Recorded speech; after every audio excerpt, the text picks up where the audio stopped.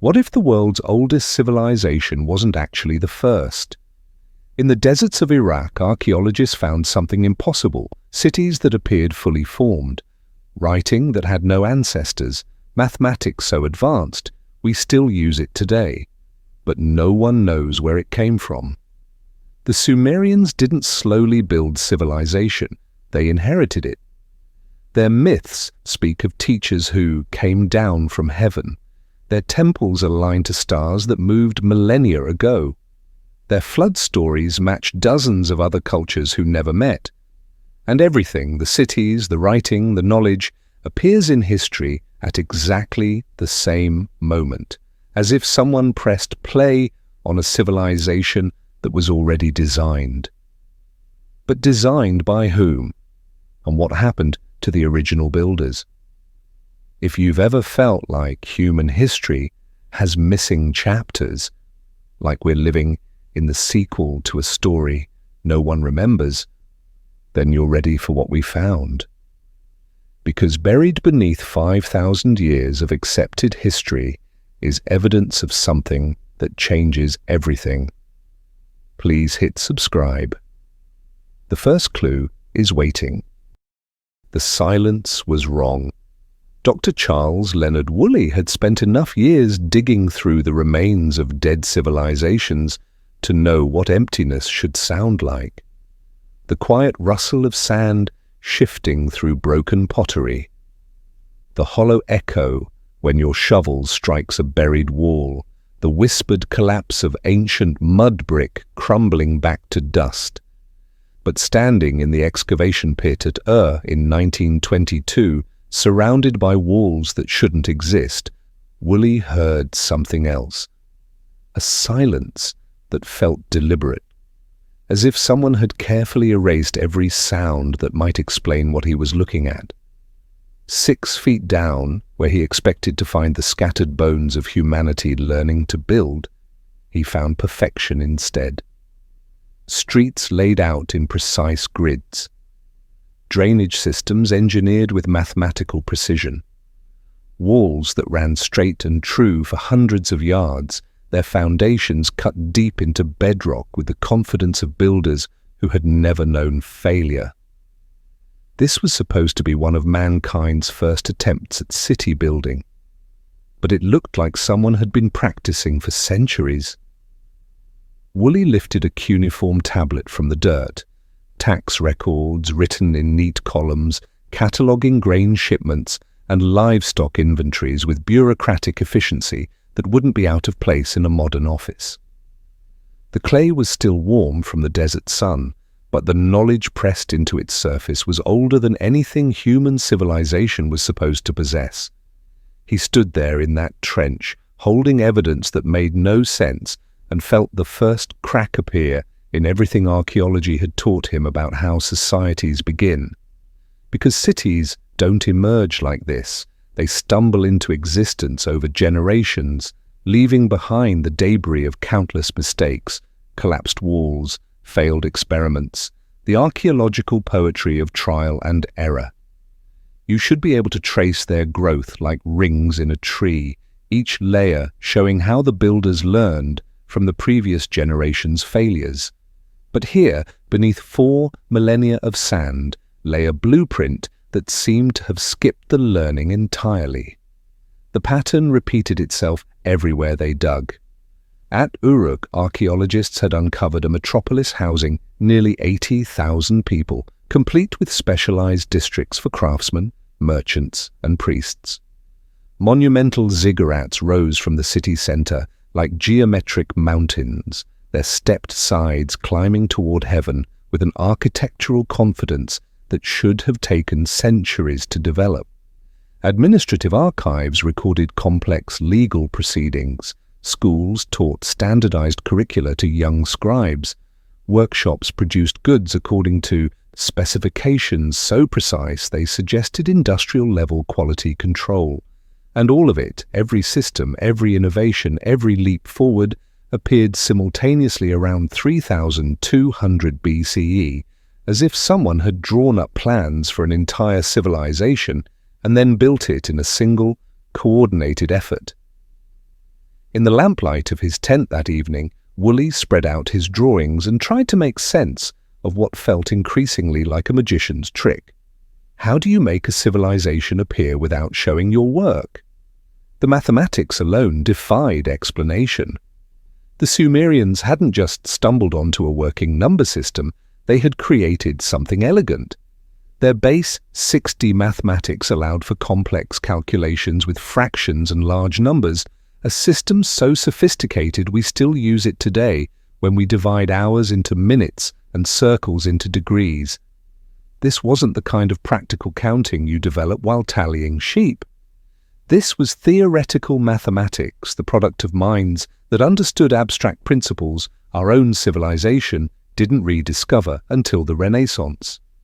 And then there was the astronomy. Night after night, Sumerian observers had tracked the movements of planets across the sky with an accuracy that seemed impossible without telescopes. They knew Venus was a single object, whether it appeared as morning or evening star. They distinguished Saturn from the surrounding stars despite its barely visible glow. They predicted eclipses and calculated celestial cycles with mathematical precision. Where had they learned to see the sky like that?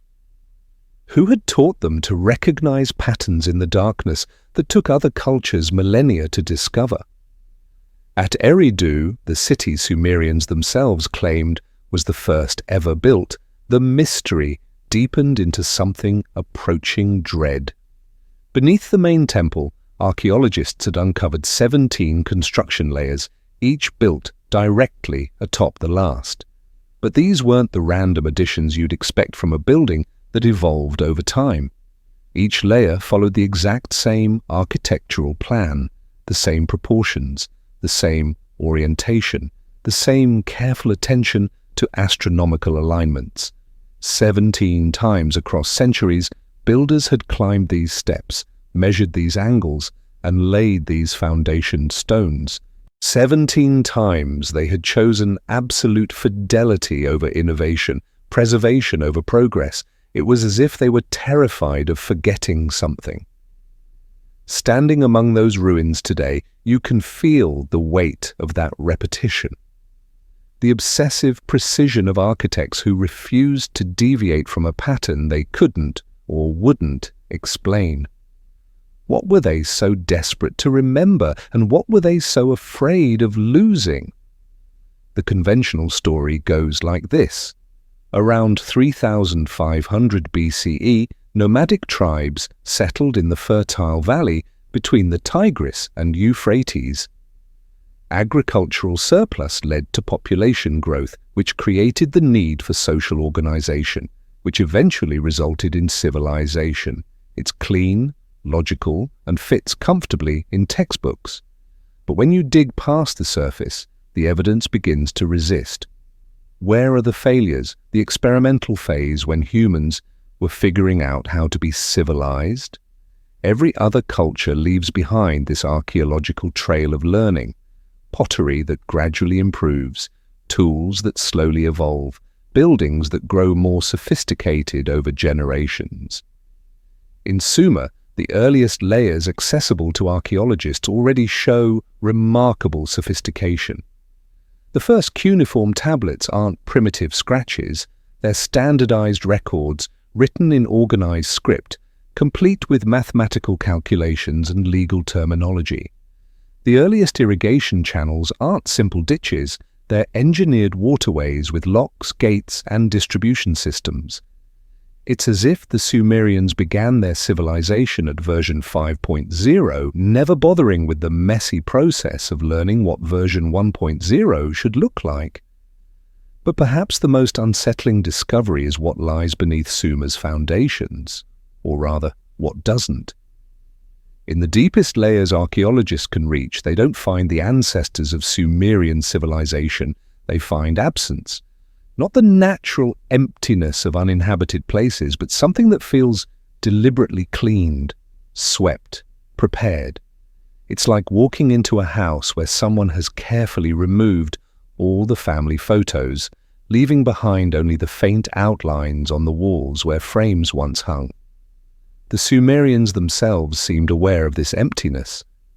Their creation myths don't describe civilization's gradual development. They tell stories of a knowledge being delivered, complete and perfect, by beings they called the Anunnaki, those who came down from heaven. The word choice is telling. Not those who always were, or those who emerged from among us, but those who came down. The language suggests arrival, not origin, contact, not creation. According to these ancient texts, the Anunnaki taught humanity the arts of civilization, writing, mathematics, astronomy, engineering, agriculture, law. Every innovation appears simultaneously in the archaeological record, as if someone had downloaded an entire cultural operating system into human consciousness.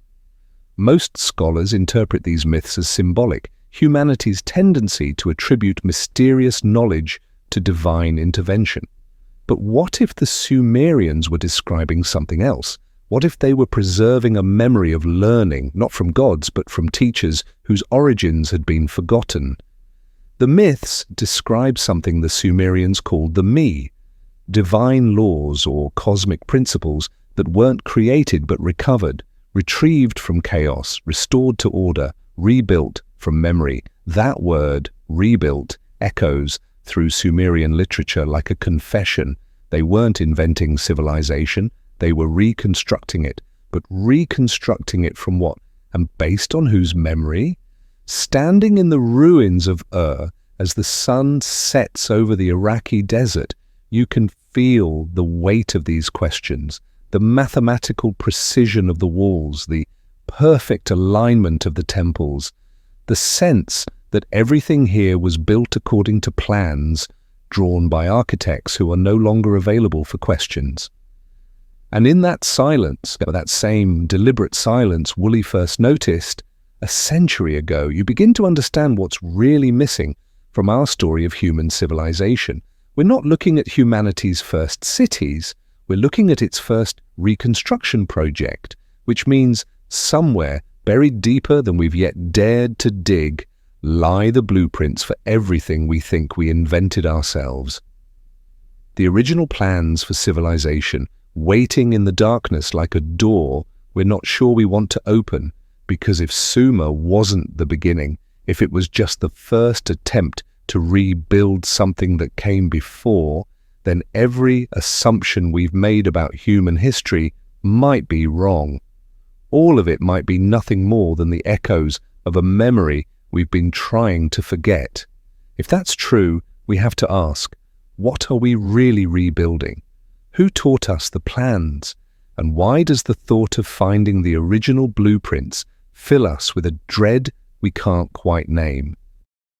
The clay tablet trembled in Professor Samuel Noah Kramer's hands, and for a moment he couldn't tell if it was the tablet or his fingers that were shaking. It was 1956, deep in the basement archives of the University of Pennsylvania Museum, where thousands of cuneiform tablets sat in climate-controlled silence, waiting to surrender their secrets. Kramer had spent 30 years coaxing meaning from these ancient voices, translating the bureaucratic whispers of a dead civilization, tax records, marriage contracts, grain inventories, the mundane poetry of people learning to organize their world with scratches in clay. But this tablet was different, not because of what it said, a routine business agreement between merchants in ancient Ur, but because of how impossibly well it said it. Every wedge-shaped mark pressed into the clay with surgical precision, every symbol following grammatical rules so sophisticated they wouldn't be out of place in a modern linguistics textbook. Every line organized in columns that demonstrated not just literacy, but institutional memory codified in clay. The carbon dating placed this tablet at roughly 3,200 BCE, making it one of humanity's earliest attempts at written communication. Except it didn't look like an attempt, it looked like a masterpiece. Kramer set the tablet on his desk with the careful reverence of someone handling evidence of a crime he couldn't quite name. Outside, Philadelphia hummed with the confident noise of modern civilization. Down here, in the artificial twilight of the archives, something whispered that humanity's relationship with writing was not what we pretended it to be. How do you invent perfection on the first try? The question had been haunting him for years, growing louder with each tablet he translated, because cuneiform wasn't just functional, it was elegant, not just communicative, but systematic, a fully realized technology for capturing human thought, deployed with the confidence of people who had never seen writing fail. And that confidence was what disturbed him most. Languages are supposed to stumble into existence. They begin as grunts and gestures, evolve into words, gradually develop grammar, slowly learn to represent abstract concepts.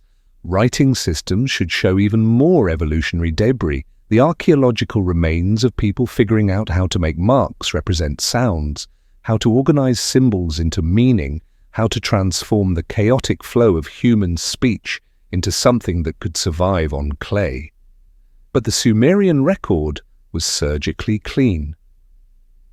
Kramer walked to the archive's main catalogue, his footsteps echoing in the underground chamber like whispers in a tomb. Row after row of tablets stretched into the shadows, each one a witness to the same impossible fact. Humanity's oldest writing system showed no signs of being young.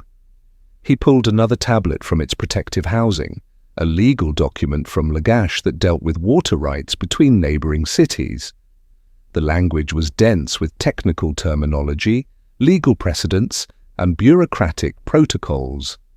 The syntax was flawless, the vocabulary precise enough to handle complex negotiations involving multiple parties, standardized measurements, and conditional clauses. This wasn't primitive communication.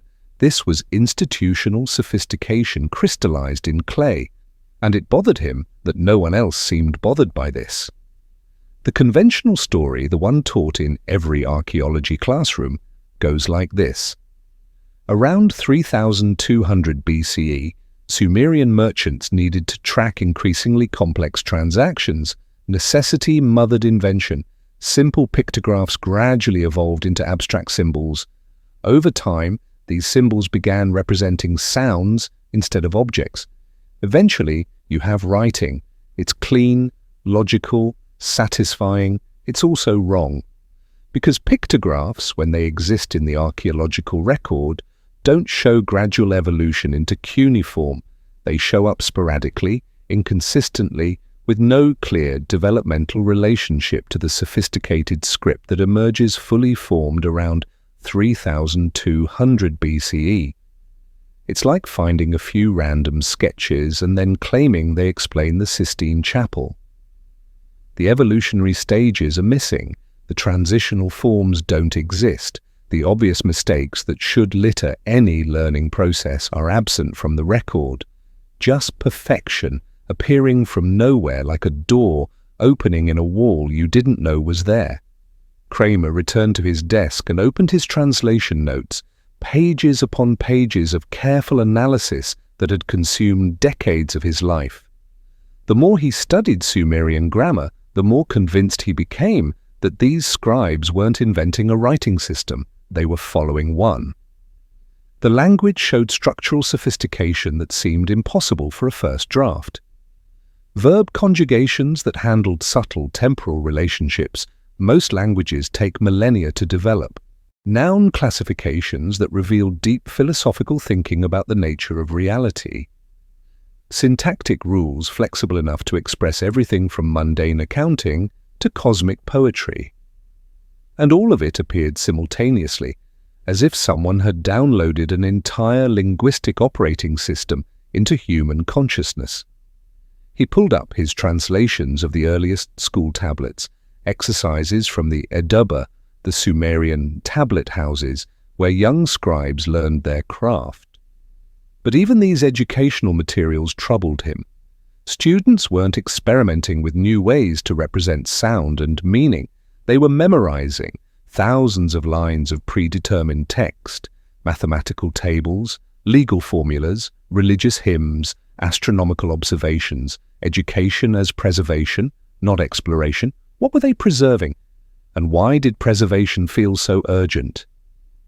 In the growing darkness of the archive, Kramer found himself thinking about silence, the particular quality of quiet that fills spaces where important things have been deliberately removed.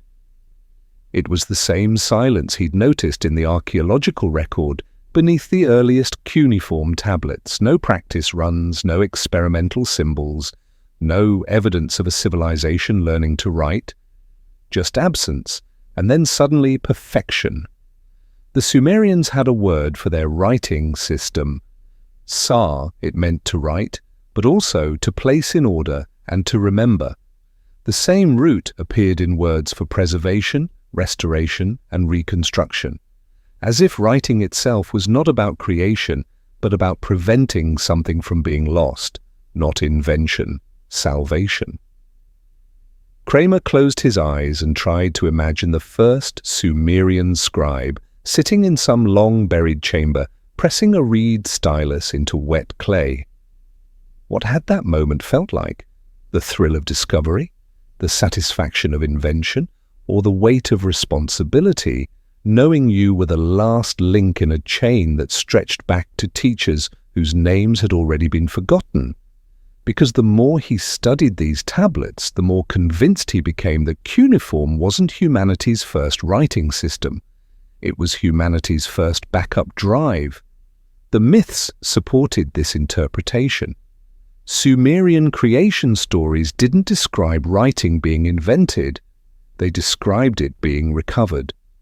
The me, those cosmic principles that governed civilization, weren't created by humans.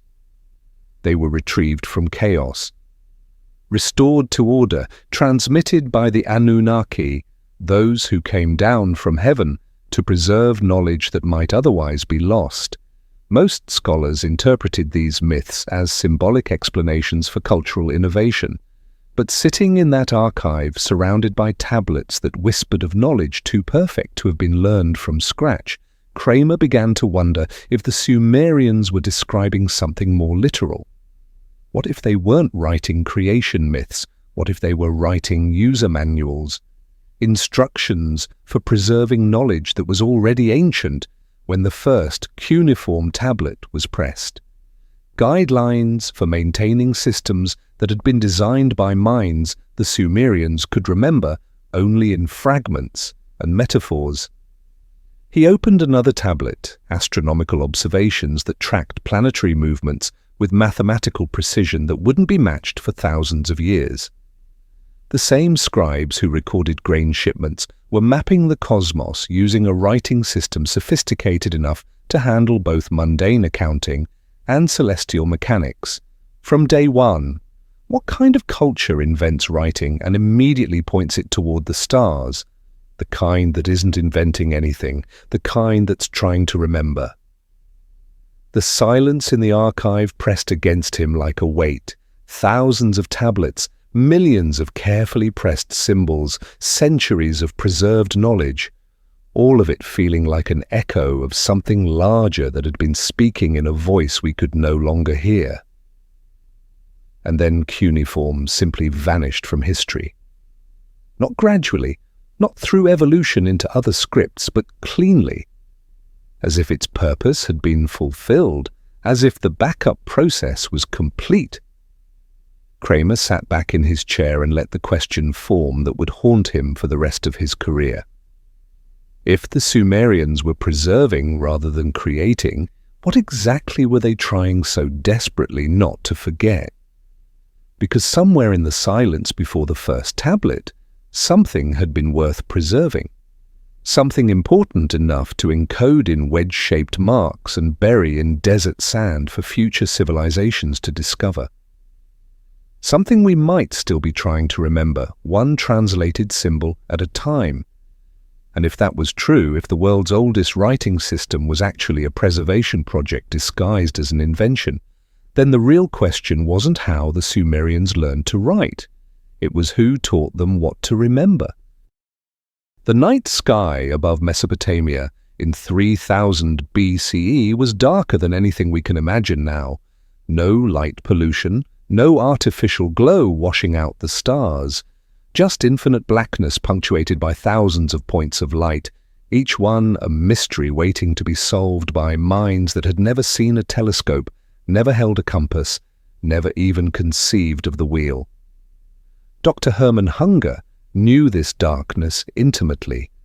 He had spent 40 years studying ancient astronomy, translating Babylonian star charts in the climate-controlled silence of Vienna's Academy of Sciences. But on this particular evening in 1998, as he held a photograph of a tablet that would change everything he thought he knew about human civilization, Hunger felt the same vertigo that must have gripped those ancient skywatchers as they realized they were staring into infinity. The tablet was catalogued as VAT 4956, a Babylonian copy of much older Sumerian observations. But what made Hunger's hands tremble wasn't its age, it was its accuracy. The tablet contained a complete astronomical diary for the year 568 BCE, with detailed observations of planetary positions, lunar phases, and stellar configurations. But buried in those calculations was something that shouldn't exist, mathematical precision that matched modern values to within fractions of a second. The synodic month, the time between successive full moons, was recorded as 29 days, 12 hours, 44 minutes, and 3.3 seconds. Modern astronomy puts it at 29 days, 12 hours, 44 minutes, and 2.9 seconds. A difference of less than half a second, calculated by people who measured time with water clocks and shadows. Hunger set the photograph down and walked to his office window, staring out at the Vienna skyline while a question formed that would haunt him for years. How do you achieve that level of precision without instruments that won't be invented for 3,000 years? Because this wasn't just one lucky guess. The tablet represented the culmination of astronomical traditions that stretched back to Sumer, a continuous chain of observation and calculation that began when writing itself was barely a few centuries old. And every link in that chain showed the same impossible characteristic, accuracy, that exceeded the tools available to achieve it. The Venus observations were the most troubling. Venus doesn't behave like other celestial objects. It disappears from the sky for weeks at a time, shifts dramatically between morning and evening appearances, and follows an 8-year cycle so complex that most ancient cultures never recognized it as a single planet. The Greeks called it two different stars, Phosphoros and Hesperos, and didn't realize their mistake until the 6th century BCE.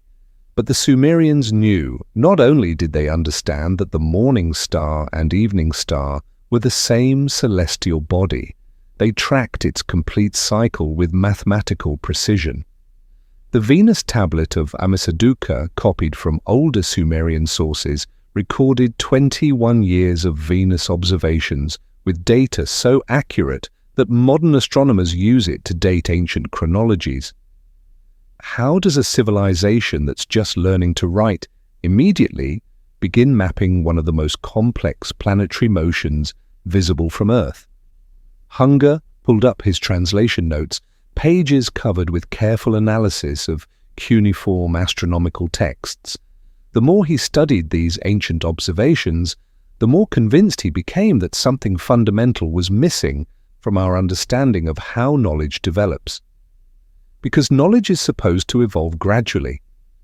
Astronomers should start by noticing obvious patterns, the phases of the moon, the changing position of the sun, before moving on to subtler observations like planetary motion and eclipse prediction. You expect to find crude early attempts, refined over generations into increasingly sophisticated understanding. But the Sumerian astronomical record showed no such evolution. The earliest observations they made were also the most accurate. Later copies, made by Babylonians and Assyrians, actually showed declining precision, as if each generation understood less about what they were copying than the one before. It was backwards. Instead of knowledge improving over time, it seemed to be degrading, like a photograph of a photograph of a photograph, each copy losing resolution until the original image became unrecognizable. The mathematical sophistication troubled him most. The Sumerians used a base 60 number system that allowed for complex calculations involving fractions and angular measurements. This sexagesimal system was so elegant and practical that we still use it today: 60 seconds in a minute, 60 minutes in an hour, 360 degrees in a circle. But why base 60? Most counting systems develop organically from human anatomy. Base 10 from our fingers, base 20 from fingers and toes. It's perfect for astronomical calculations, allowing precise division of time and space without the messy fractions that plague other numerical systems. It's as if the Sumerians designed their mathematics specifically for astronomy, or as if their mathematics had been designed by minds that already understood what astronomical calculations would require. The star catalogues presented another puzzle. Sumerian astronomers didn't just observe celestial objects, they classified them.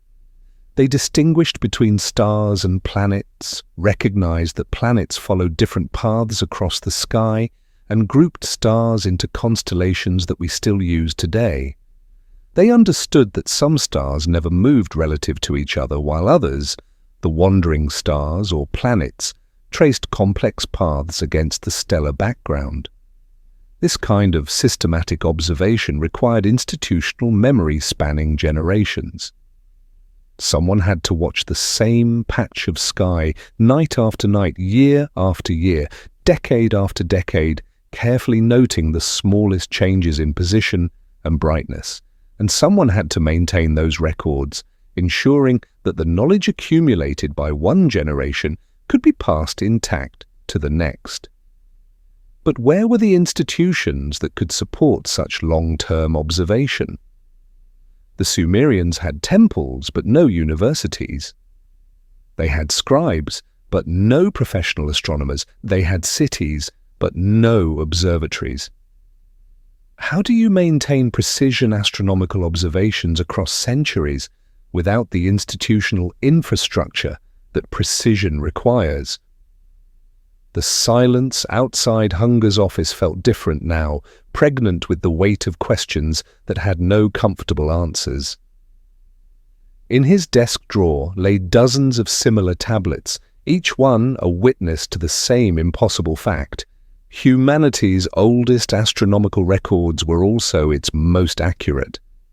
He thought about the ancient observers themselves, standing on the flat rooftops of Sumerian cities, watching the eternal dance of lights in the desert sky.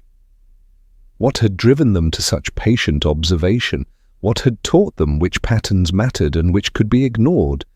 What had given them the confidence to build their entire civilization around astronomical calculations that required centuries to verify? Because that's what they had done. Sumerian agriculture depended on precise calendar calculations. Their religious festivals were timed to astronomical events. Their kings claimed legitimacy through celestial portents. Their entire culture was synchronized to the rhythm of the cosmos in a way that suggested deep, systematic understanding of how the sky worked. This wasn't casual stargazing. This was applied astronomy put to work in service of civilization itself. And it was there from the beginning, fully formed, as if someone had handed the Sumerians a complete astronomical manual and said, "Here, build your civilization around this." The myths supported this interpretation. Sumerian creation stories described the Anunnaki teaching humanity to read the stars, to track the movements of celestial bodies, to calculate the passage of time itself. The god Marduk was said to have established the constellations and set the calendar that governed earthly affairs. Most scholars interpreted these myths as symbolic explanations for cultural innovations. But sitting in his office, surrounded by tablets that whispered of knowledge too precise to have been achieved through trial and error, Hunger began to wonder if the Sumerians were describing something more literal. What if they weren't creating astronomical mythology? What if they were preserving astronomical instruction? Because the alternative, that the Sumerians achieved mathematical and observational precision rivaling modern astronomy through nothing but patience and naked eye observation, seemed to violate everything we knew about how knowledge develops. Knowledge builds gradually. It accumulates through countless small observations, refined over generations into increasingly sophisticated understanding. But Sumerian astronomy appeared fully formed, like a gift that came with its own instruction manual. The implications were unsettling. If the Sumerians hadn't developed their astronomical knowledge through gradual observation, then someone must have taught them. Someone who already understood planetary motions, eclipse cycles, and stellar positions with mathematical precision. Someone who had already solved the problems of celestial mechanics that would challenge human civilization for thousands of years. And if that was true, if Sumerian astronomy was inherited rather than invented, then we had to ask, who were the teachers? Where did they learn to read the stars with such precision? And why does their knowledge feel like an echo of observations made by minds we can no longer imagine, under skies we can no longer see? Hunger closed his translation notes and sat in the growing darkness of his office, listening to the silence that fills spaces where important questions have no comfortable answers. Outside, Vienna's lights blurred the stars into irrelevance, hiding the same cosmic dance that had captivated Sumerian observers 5,000 years ago. But those ancient watchers had seen something we had lost. They had possessed knowledge we were still trying to reconstruct. And in their careful recordings pressed into clay tablets and buried in desert sand, they had left us a map to mysteries we didn't yet know how to read, because if their eyes couldn't see what they recorded with such precision, we had to ask, whose eyes did?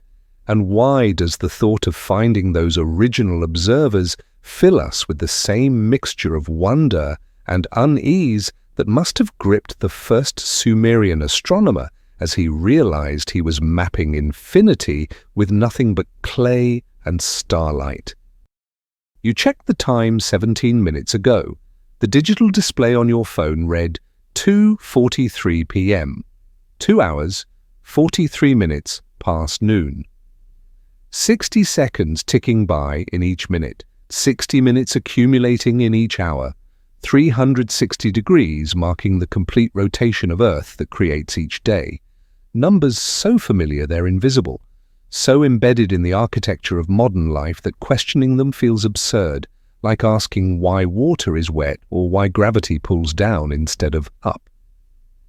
But Dr. Eleanor Robson had been asking exactly those questions for 15 years, and the answers were making her deeply uncomfortable. Sitting in her office at the Oriental Institute in Oxford, surrounded by photographs of Sumerian mathematical tablets that predated Pythagoras by 2 millennia, Robson felt the peculiar vertigo that comes from realizing that something you've taken for granted your entire life has no logical explanation. Why 60 seconds in a minute? Why 60 minutes in an hour? Why 360 degrees in a circle? The answer wasn't mathematical convenience or natural observation or practical necessity. The answer was Sumer. A civilization that had been dust for 3,000 years was still governing how every human being on Earth measured time and space, and nobody could explain why their system worked so perfectly that we never bothered to replace it. Robson lifted a photograph of tablet YBC 7289 from her desk, a simple clay square covered with cuneiform calculations that had changed her understanding of mathematical history. The tablet showed a square with diagonal lines and numerical annotations that demonstrated the Babylonians knew the relationship we call the Pythagorean theorem 1,000 years before Pythagoras was born. But that wasn't what disturbed her about the tablet. What disturbed her was the precision of the calculations, all performed in base 60 mathematics with an elegance that suggested the system was already ancient when this particular scribe pressed his stylus into clay. Because mathematical systems are supposed to evolve, they start simple and grow more sophisticated as civilizations develop more complex needs.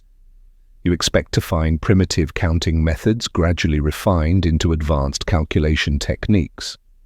But Sumerian mathematics showed no such evolution. The earliest tablets contained the most sophisticated applications of base 60 arithmetic, including complex fractional calculations, tables of reciprocals, and even approximations of irrational numbers that wouldn't be formally defined until classical Greece. It was backwards, like finding the most advanced features in the first version of a software program, with later versions somehow less capable than their predecessors. The sexagesimal system itself defied explanation. Base 60 was mathematically elegant, divisible by 12 different numbers, making fractional calculations simple and precise. But why had the Sumerians chosen it? Most counting systems develop organically from human anatomy, base 10 from counting on fingers, base 20 from adding toes. Base 60 seemed arbitrary until you realized its mathematical properties were perfectly suited for astronomical calculation and geometric measurement. It was as if the Sumerians had designed their number system specifically for applications they hadn't yet discovered, or as if the system had been designed by minds that already knew what those applications would require. Robson walked to her window and stared out at Oxford's ancient spires, thinking about the invisible presence of Sumerian mathematics in every aspect of modern life.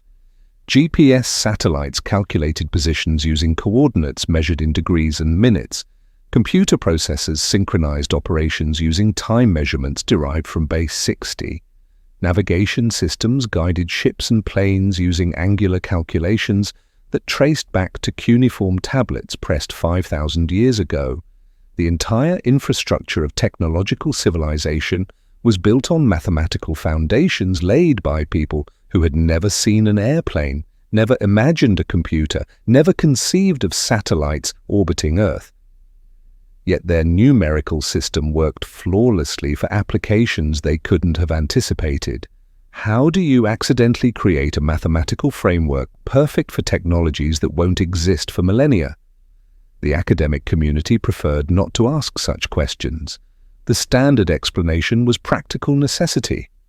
Base 60 was useful for trade and timekeeping, so it persisted through cultural transmission.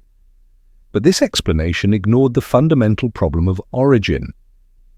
Where were the earlier, less sophisticated versions? Where were the competing numerical systems that should have existed during the developmental phase? Where was the archaeological evidence of mathematical experimentation and refinement? The Sumerian tablets showed no such developmental history. Base 60 appeared fully formed in the earliest mathematical texts, complete with advanced applications that suggested institutional knowledge spanning generations. It was like discovering that the first book ever written was already a masterpiece, with no evidence of anyone learning to write. Robson returned to her desk and opened a file containing her analysis of Sumerian mathematical education. The tablets revealed a sophisticated pedagogical system where students memorized vast tables of numerical relationships, multiplication tables, reciprocal tables, square and cube tables, all calculated in base 60 with extraordinary precision. But these weren't rough approximations gradually refined through use. These were exact values calculated to multiple decimal places using techniques that modern mathematicians recognized as sophisticated numerical analysis. The students weren't learning to discover mathematical relationships, they were learning to preserve them. Which raised an unsettling question: preserve them from what? Or from whom? In the silence of her office, Robson found herself thinking about the persistence of inherited knowledge. how certain pieces of information could survive the collapse of civilizations, transmitted from generation to generation, not because they were understood, but because they worked. Like genetic information passing from parent to child, carrying instructions for processes the conscious mind never comprehended. The Sumerian creation myths describe the Anunnaki teaching humanity the me, divine laws that governed everything from kingship to craftsmanship to the measurement of time itself. Modern scholars interpreted these myths as symbolic explanations for cultural innovation. But what if the Sumerians were describing something more literal? What if they were preserving the memory of actual instruction, not from gods, but from teachers whose identity had been forgotten by the time the first mathematical tablets were written? Because the knowledge encoded in those tablets wasn't just advanced, it was specific. Mathematical techniques perfectly suited for astronomical calculation, numerical systems optimized for complex engineering projects, geometric principles that wouldn't be formally rediscovered until the Renaissance. This wasn't the kind of practical knowledge you develop while learning to count sheep or measure grain. This was theoretical mathematics, the product of minds that had already solved problems most civilizations would struggle with for centuries. And yet there it was, pressed into clay tablets by scribes who worked with the casual confidence of people following well-established protocols rather than inventing new ones. The implications were staggering. Every time someone checked their watch, they were using a time measurement system designed by unknown minds for unknown purposes. Every GPS calculation relied on angular measurements that traced back to mathematical principles embedded in cuneiform tablets. Every circular measurement, from the wheels on cars to the orbits of satellites, used a 360-degree system whose origins disappeared into prehistoric silence. Modern civilization was built on Sumerian mathematics, but nobody knew where Sumerian mathematics came from. Robson closed her files and sat in the growing darkness of her office, listening to the quiet tick of her wall clock, 60 beats per minute, marking time according to rules established before written history began.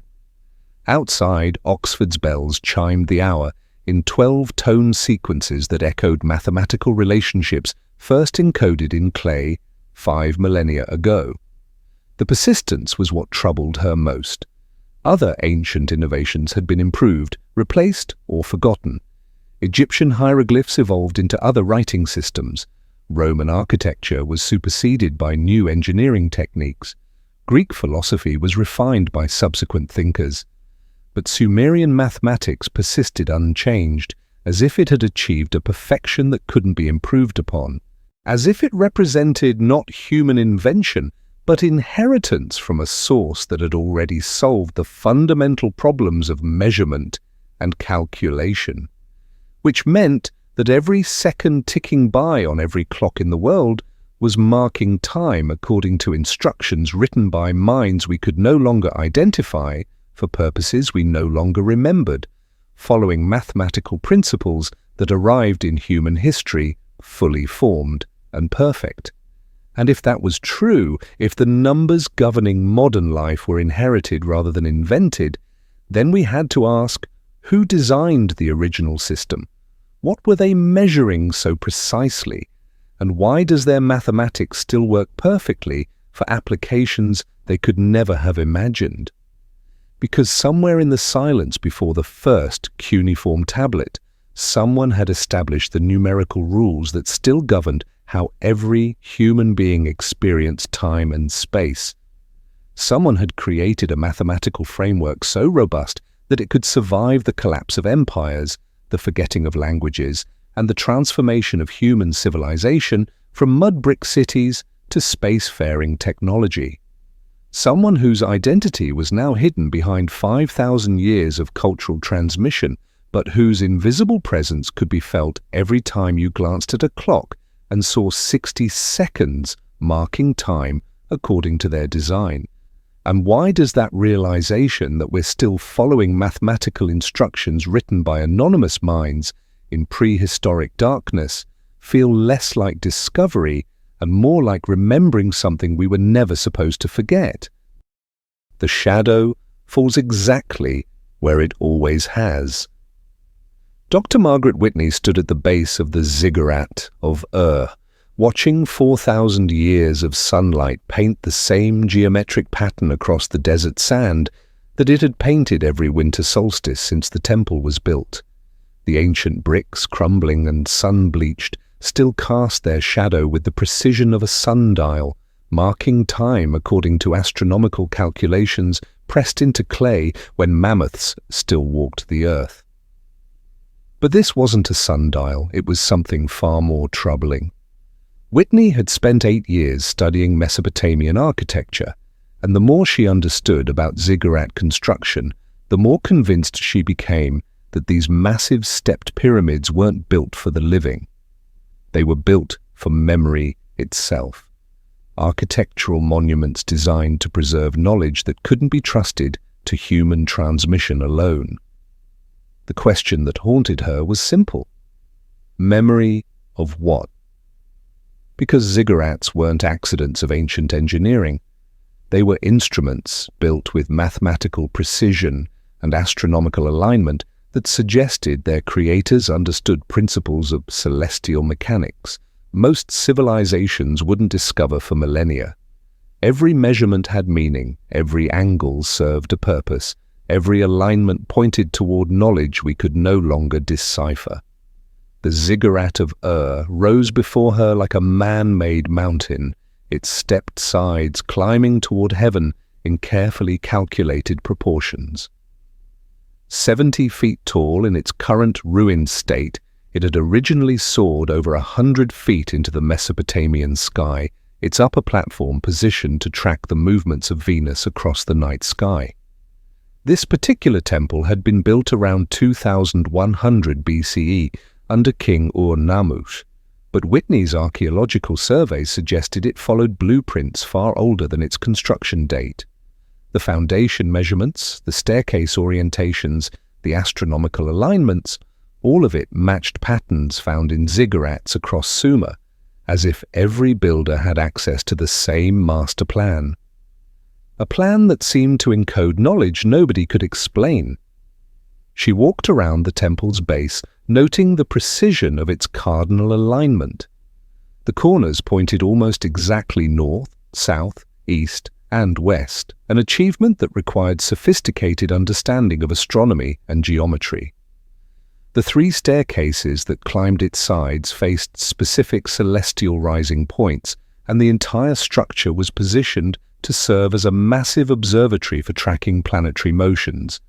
But observing what exactly, and for whom? In the growing heat of the Iraqi morning, Whitney found herself thinking about the peculiar consistency of ziggurat construction across time and space.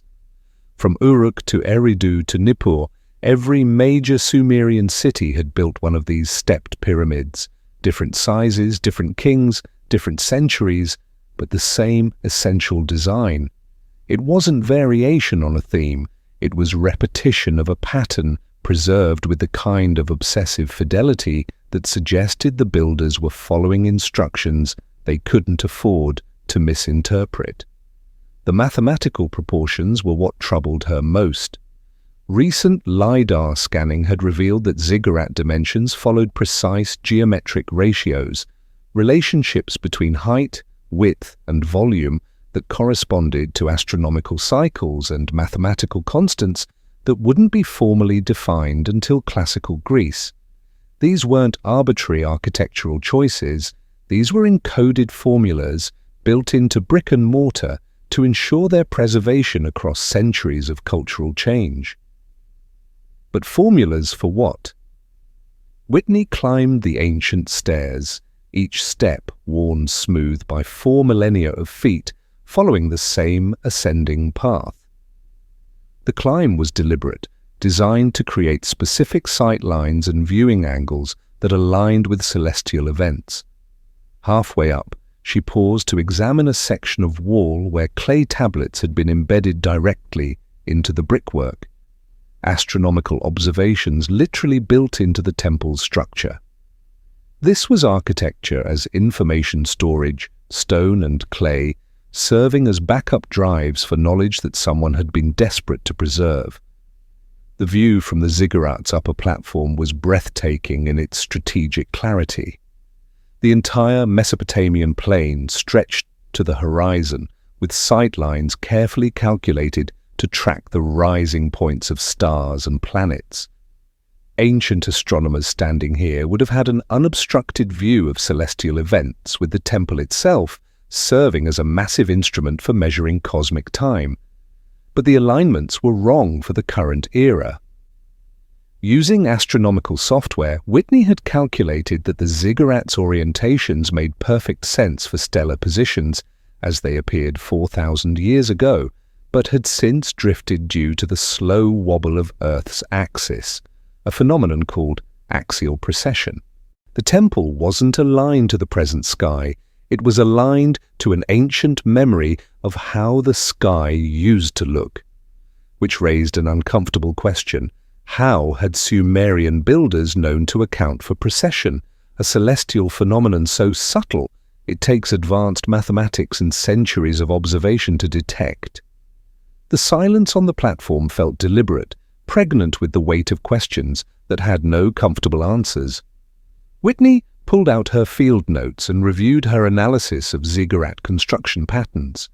The evidence was undeniable. These temples followed design principles that seemed to encode sophisticated astronomical knowledge, mathematical relationships, and engineering techniques that appeared fully formed in the archaeological record. No experimental phases, no developmental stages, no evidence of trial and error, just perfection, implemented with the confidence of builders who were following instructions rather than inventing techniques. The repetition across cities was what convinced her that ziggurats served a function beyond religious ritual. Each temple was essentially identical in its fundamental design, as if every Sumerian city had received the same set of blueprints and instructions for construction. The variations were cosmetic, different sizes, different decorative elements, but the underlying pattern remained constant. It was like finding copies of the same book written in different languages, preserving identical information through different cultural expressions. But who had written the original book? And why had preservation been so important that entire civilizations dedicated their greatest architectural achievements to maintaining its instructions? The Sumerian creation myths provided clues that most scholars interpreted as symbolic. Stories of the Anunnaki teaching humanity to build temples that connected earth and heaven. Descriptions of divine knowledge encoded in sacred architecture. References to cosmic laws, the me, that governed everything from temple construction to royal succession. Whitney had always interpreted these myths as metaphorical explanations for cultural innovation, but standing on a platform built with astronomical precision that matched modern calculations, surrounded by evidence of mathematical knowledge that shouldn't have existed for centuries, she began to wonder if the Sumerians were describing something more literal. What if they weren't creating mythology about temple construction? What if they were preserving instruction about it? The silence pressed against her like a weight. Here, on this ancient platform, she could feel the presence of minds that had solved problems her own civilization was still working to understand. Architects who had encoded knowledge into stone with such precision that their calculations still worked 4,000 years later. Engineers who had built monuments designed to preserve memory across spans of time that exceeded human comprehension. And yet their identity had been erased as completely as if they had never existed. The ziggurat beneath her feet was more than a temple. It was a message written in the only language guaranteed to survive the collapse of civilizations, mathematics and stone. Its builders had understood that empires fall, languages die, and writing systems disappear. But geometric relationships endure. Astronomical alignments persist. Mathematical ratios survive. So they had built their knowledge into monuments designed to outlast memory itself. Whitney descended the ancient stairs as the sun climbed toward its zenith, casting shadows that fell, according to calculations, pressed into clay tablets when humanity was supposedly just learning to write. Around the ziggurat's base, tourists photographed ruins they didn't understand, standing in the presence of encoded knowledge they couldn't read. The temple still functioned, its alignments still tracked celestial events, its proportions still embodied mathematical relationships that revealed their secrets to anyone with instruments precise enough to measure them. But the meaning had been lost. The instructions had been forgotten. The memory the ziggurat was built to preserve had succumbed to the same forgetting it was designed to prevent, which meant that somewhere in the silence between what these monuments were built to remember and what we had learned to forget lay knowledge that had been considered important enough to encode in stone and preserve across millennia. Knowledge that we might still be standing on, walking past, photographing as curiosities, never realizing we were in the presence of libraries written in a language of brick and astronomical alignment, waiting for minds sophisticated enough to read what their builders had been so desperate to preserve. And why does that possibility that we might be surrounded by encoded knowledge we lack the wisdom to interpret feel less like discovery and more like an inheritance we've misplaced, a memory we've been trying to recover without knowing what we lost? Professor Sarah Chen had translated hundreds of creation myths during her 20-year career in comparative religion, and they all followed the same basic pattern. Gods create the world through force or will, establish their dominance through displays of power, and demand worship from grateful humans who owe their existence to divine intervention. But sitting in her office at Yale's Department of Near Eastern Languages, staring at a fresh translation of the Sumerian text, Enki and the World Order, Chen felt the familiar vertigo that comes from encountering evidence that doesn't fit established patterns. Because the Sumerian gods weren't behaving like gods at all. They were behaving like consultants. The text described Enki, the god of wisdom and water, traveling from city to city in ancient Mesopotamia. But instead of demanding tribute or punishing disobedience, he was conducting what could only be described as an organizational restructuring. He assigned specific roles to each settlement. Who would manage irrigation systems? Who would oversee brick production? Who would handle livestock breeding? Who would maintain astronomical observations? This wasn't mythology. This was project management. Chen read through the passage again, noting the peculiar specificity of the divine instructions. Enki didn't just decree that canals should exist. He explained how they should be constructed. He detailed the proper depth for irrigation channels, the optimal spacing between water gates, the seasonal timing for flood management. The text included measurements, angles, and technical specifications that read less like religious poetry and more like an engineering manual. Why were the gods giving tutorials? The question had been troubling her for months as she worked through the broader corpus of Sumerian literature. Every major figure in their pantheon seemed to govern not just abstract concepts, but specific applied knowledge domains. Enki handled hydraulic engineering and urban planning. Ninmah managed medical procedures and public health protocols. Nabu oversaw record-keeping and data management. Utu regulated legal contracts and solar timekeeping.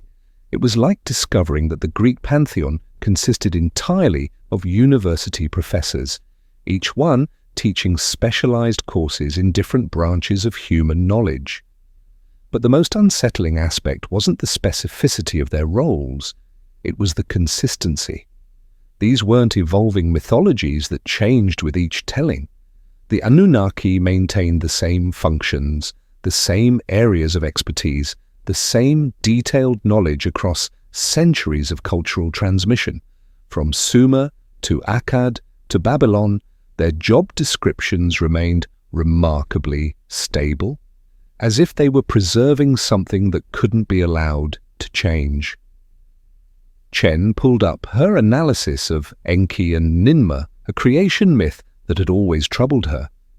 The story described the two gods experimenting with early human creation, with Ninmah molding figures from clay, while Enki provided feedback and modifications. When her initial attempts produced beings with physical limitations, the blind, the lame, the cognitively impaired, Enki didn't reject them. Instead, he carefully categorized each variation and assigned appropriate social roles based on functional capacity. Reading this as religious allegory, it seemed like a crude explanation for human diversity and social stratification. But reading it as encoded instruction, it began to resemble something else entirely, a medical classification system combined with early public health protocols. How do you care for individuals with different capabilities? How do you integrate them into productive social roles? How do you balance individual needs with community resources? These weren't theological questions. These were practical challenges that every civilization faced, encoded in narrative form that could survive the collapse of the institutions that originally developed the solutions. The preservation method was what convinced Chen that something extraordinary was happening in these texts. In a world without mass literacy, how do you maintain complex technical knowledge across generations? How do you ensure that critical information survives political upheavals, natural disasters, and cultural transformations? You embed it in stories that people will remember, repeat, and consider too sacred to alter. The mythological framework wasn't accidental. It was a deliberate preservation strategy. By transforming technical knowledge into divine instruction, the Sumerians had created a cultural immune system that protected essential information from the natural degradation that affects purely secular knowledge. Chen opened her files on astronomical mythology and found the same pattern repeated. Marduk, the Babylonian inheritor of Sumerian cosmic traditions, wasn't just king of the gods. He was described as the deity who established the constellations and set the calendar that governs earthly affairs. The texts attributed to him contained detailed astronomical observations, mathematical calculations for predicting eclipses, and precise seasonal calendars that agricultural communities used for planting and harvesting. Modern astronomers had verified many of these calculations and found them accurate to within fractions of a degree.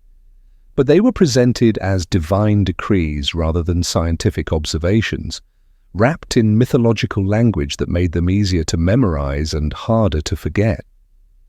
The implications were staggering. If the Anunnaki represented encoded knowledge rather than religious belief, then Sumerian civilization had developed the world's first distributed information storage system, a cultural database that could survive the destruction of physical libraries, the loss of literacy, even the collapse of the civilization that created it. But encoded memories of what?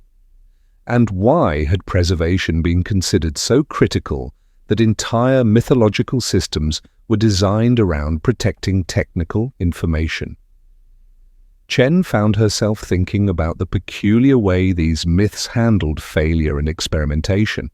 Unlike most creation stories which described gods as omniscient and infallible, the Sumerian texts acknowledged trial and error, iterative improvement, and systematic problem-solving. Enki and Ninmah went through multiple attempts at human creation before achieving satisfactory results. Enki experimented with different approaches to canal construction before settling on optimal designs. This wasn't divine perfection, it was engineering methodology preserved in narrative form. The medical knowledge was perhaps the most sophisticated. Texts attributed to Ninmah contained detailed descriptions of herbal treatments, surgical procedures, and diagnostic techniques that wouldn't be formally systematized until much later in human history. But they were presented as divine healing wisdom rather than empirical medical knowledge. Chen had worked with medical historians to analyze some of these passages and found them remarkably accurate. Treatments described in mythological contexts often reflected sophisticated understanding of human anatomy, pharmacology, and disease progression. The success rate suggested extensive clinical experience rather than supernatural intervention. Yet this knowledge was attributed to gods who supposedly dispensed it as divine gift rather than accumulated through human observation and experimentation. The legal and administrative knowledge was equally impressive. Nabu, the god of writing and record-keeping, was associated with texts that contained detailed protocols for contract law, property rights, taxation systems, and judicial procedures. These weren't abstract moral principles, they were practical legal frameworks sophisticated enough to govern complex urban societies. Modern legal scholars who studied these texts found them comparable to legal systems that wouldn't develop elsewhere for centuries. But they were preserved as divine commands rather than human innovation, embedded in religious contexts that ensured their careful transmission across generations. In the growing silence of her office, Chen found herself confronting a possibility that challenged everything she thought she knew about the relationship between religion and knowledge in ancient civilizations. What if the Sumerian pantheon wasn't a collection of supernatural beliefs, but a sophisticated information preservation system designed to maintain technical knowledge across potential civilizational disruptions? What if the Anunnaki were never meant to be worshipped as gods, but remembered as teachers whose lessons had been encoded in mythological form to ensure their survival? The preservation wasn't perfect. Over centuries, the technical content gradually degraded as the mythological wrapper became more important than the information it protected. Functions became personalities, systems became superstitions, instruction manuals became religious doctrines, but the core knowledge persisted, transmitted through ritual repetition and sacred narrative long after the original context had been forgotten, which raised the most troubling question of all. If these myths were designed as preservation systems, what knowledge was so important that it required such elaborate protection? What technical information was considered so essential that entire civilizations organized their religious practices around maintaining it? And why did the original teachers, whoever they were, believe this knowledge might be lost without extraordinary measures to preserve it? Chen closed her translation files and sat in the deepening darkness of her office, listening to the quiet hum of climate control systems maintaining optimal conditions for the preservation of ancient texts. Outside, New Haven bustled with the confident noise of modern civilization, unaware that some of its foundational knowledge might be encoded in stories it had learned to dismiss as primitive mythology. But those ancient narratives were still there, waiting in archives and libraries around the world, patient repositories of encoded instruction written by minds that understood something about the fragility of human knowledge and the necessity of protecting it against the forgetting that comes with time. Because if the Sumerian gods were really memories of human expertise preserved in mythological form, then we had to ask, what other knowledge might be hidden in stories we've learned to interpret as fiction? What other instruction manuals might be disguised as religious texts, waiting for minds sophisticated enough to recognize technical information wrapped in sacred narrative? And why does the thought that we might be surrounded by encoded wisdom we lack the insight to decode feel less like discovery and more like recognition? As if part of us has always known we were reading the stories wrong, missing lessons that someone considered too important to lose. Dr. Amanda Stelzer had been reading Sumerian literature for 12 years, and she thought she understood the difference between mythology and instruction manuals. Myths dealt in metaphors, symbols, and archetypal struggles between cosmic forces. Technical manuals provided precise measurements, sequential procedures, and cause-effect relationships. But sitting in her office at the University of Chicago's Oriental Institute, staring at a fresh translation of the creation epic Enki and Ninmah, Stelzer encountered a line that made both categories collapse into something she couldn't classify. The text described the god Enki molding the first human from clay.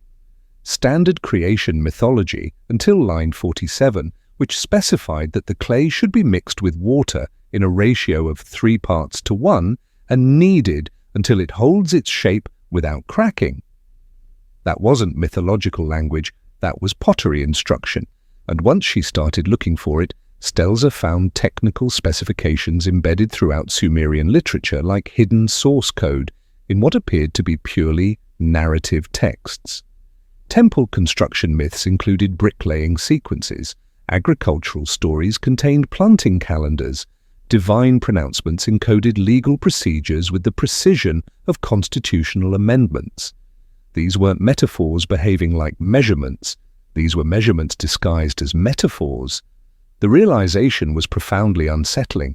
If Sumerian myths contained functional technical information, then everything archaeology had assumed about the relationship between religion and knowledge in ancient civilizations needed to be reconsidered, because these texts weren't just preserving spiritual beliefs, they were operating as distributed technical libraries, encoding practical knowledge in narrative formats designed to survive the collapse of the institutions that created them. Stelzer pulled up her analysis of the Kesh temple hymn, a religious text that had always struck her as oddly repetitive. The hymn praised the construction of a temple to the goddess Nintu, but instead of abstract veneration, it provided step-by-step construction procedures. Let the brick be carried, let the foundation be laid, let the walls rise 7 cubits, let the reed door be hung in the sanctuary. Reading it as poetry, it seemed like ritualized repetition designed to create sacred atmosphere. Reading it as encoded instruction, it began to resemble a construction checklist that could guide actual building projects across generations. The measurements matched. Archaeological surveys of Sumerian temple foundations revealed construction techniques that corresponded exactly to the procedures described in religious hymns. The 7 cubits mentioned in mythological contexts turned out to be the standard height for temple platform foundations. The reed door specifications matched physical remains found at excavation sites. Someone had been following these mythological instructions with architectural precision, but the most troubling discovery was the me, a concept that appeared throughout Sumerian literature without satisfactory translation. Scholars usually rendered it as divine decrees or cosmic laws, but Stelzer's analysis suggested something more specific and disturbing. The me weren't abstract principles, they were discrete packets of technical knowledge. In the epic Enki and the World Order, the god Enki distributed me to different regions and cities, each one containing specific skill sets: metallurgy, irrigation, legal frameworks, astronomical observation, textile production, architectural techniques. The myth listed over 60 different me, together comprising what could only be described as a complete civilizational operating system. And they weren't invented by humans. According to the texts, they were delivered. From where? By whom? The myths provided no clear answer, only the insistence that these knowledge modules had been transmitted to humanity as gifts that enabled the transition from primitive survival to organized civilization. Stelzer stood and walked to her window, staring out at Chicago's skyline while her mind processed the implications. If the me represented inherited technical knowledge, then Sumerian civilization hadn't developed its sophisticated capabilities through gradual innovation. It had received them as a package deal, complete with instructions encoded in mythological narratives designed to ensure their preservation across potential civilizational disruptions. The encoding mechanism was what convinced her that something extraordinary was happening in these texts. Modern memory experts used story-based techniques to retain complex information, building memory palaces where data could be stored in narrative frameworks that made abstract information easier to recall and harder to forget. The Sumerians appeared to have developed the same technique on a civilizational scale, embedding technical knowledge in mythological narratives that could survive the loss of literacy, the collapse of institutions, even the forgetting of the original context, but embedded so cleverly that later generations would interpret instruction as inspiration, mistaking operational manuals for religious doctrine. Stelzer returned to her desk and opened a file containing her comparative analysis of Sumerian construction myths and archaeological evidence. The correspondence was undeniable. Mythological descriptions of divine building projects matched actual construction techniques with mathematical precision. The myth of Marduk establishing cosmic order included detailed specifications for astronomical observation that corresponded to the layout of Babylonian ziggurats. Stories about Enki's water management contained hydraulic engineering principles that matched the irrigation systems found throughout Mesopotamia. Divine pronouncements about social organization encoded legal frameworks sophisticated enough to govern complex urban societies. Someone had been using these myths as functional blueprints, following mythological instructions to build actual infrastructure, which raised an even more disturbing question. If these narratives contained operational knowledge, what happened when the technical context was forgotten but the stories persisted? The answer was all around her. Modern religious traditions preserved mythological narratives that might once have contained practical instruction, but the operational content had been lost while the symbolic wrapper survived. Stories that were once functional had become purely spiritual, their original purpose obscured by centuries of reinterpretation. How much technical knowledge had been lost because later generations forgot how to read instruction disguised as inspiration? In the growing silence of her office, Stelzer found herself thinking about the peculiar way these myths handled process and sequence. Unlike most religious narratives which focused on moral lessons or cosmic truths, Sumerian myths paid obsessive attention to procedural details: what happened first, what materials were required, what conditions needed to be met, what results could be expected. They read less like spiritual allegories and more like technical documentation written in narrative form to make complex information memorable and transmissible across generations of oral tradition. The repetition pattern supported this interpretation. Sumerian myths often contained multiple versions of the same basic story, with slight variations that preserved different aspects of the encoded information. Like backup copies of critical files, ensuring that even if one version was corrupted or lost, the essential data could be recovered from alternative sources, and the information was precise enough to function. Temple construction myths contained architectural specifications that worked when implemented. Agricultural stories included planting schedules that corresponded to optimal growing conditions. Legal narratives encoded judicial procedures that could govern actual communities. These weren't approximate symbolic representations. These were functional, operational instructions that produced measurable results when followed correctly. Stelzer closed her analysis files and sat in the deepening darkness of her office, listening to the quiet hum of climate control systems maintaining optimal conditions for the preservation of ancient texts.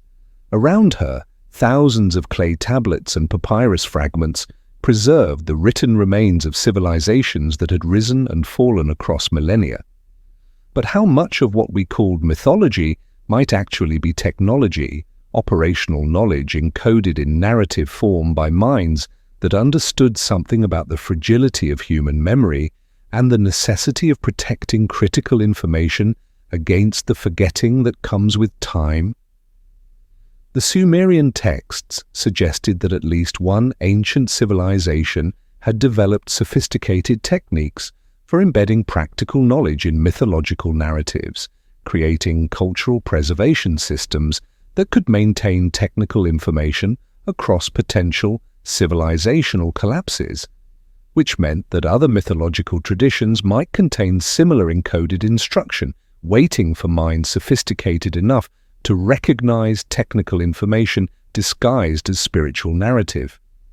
Because if stories could function as machines, preserving and transmitting operational knowledge across millennia through carefully structured narrative frameworks, then we had to ask, what other instruction manuals might be hiding in the myths we've learned to interpret as pure fiction?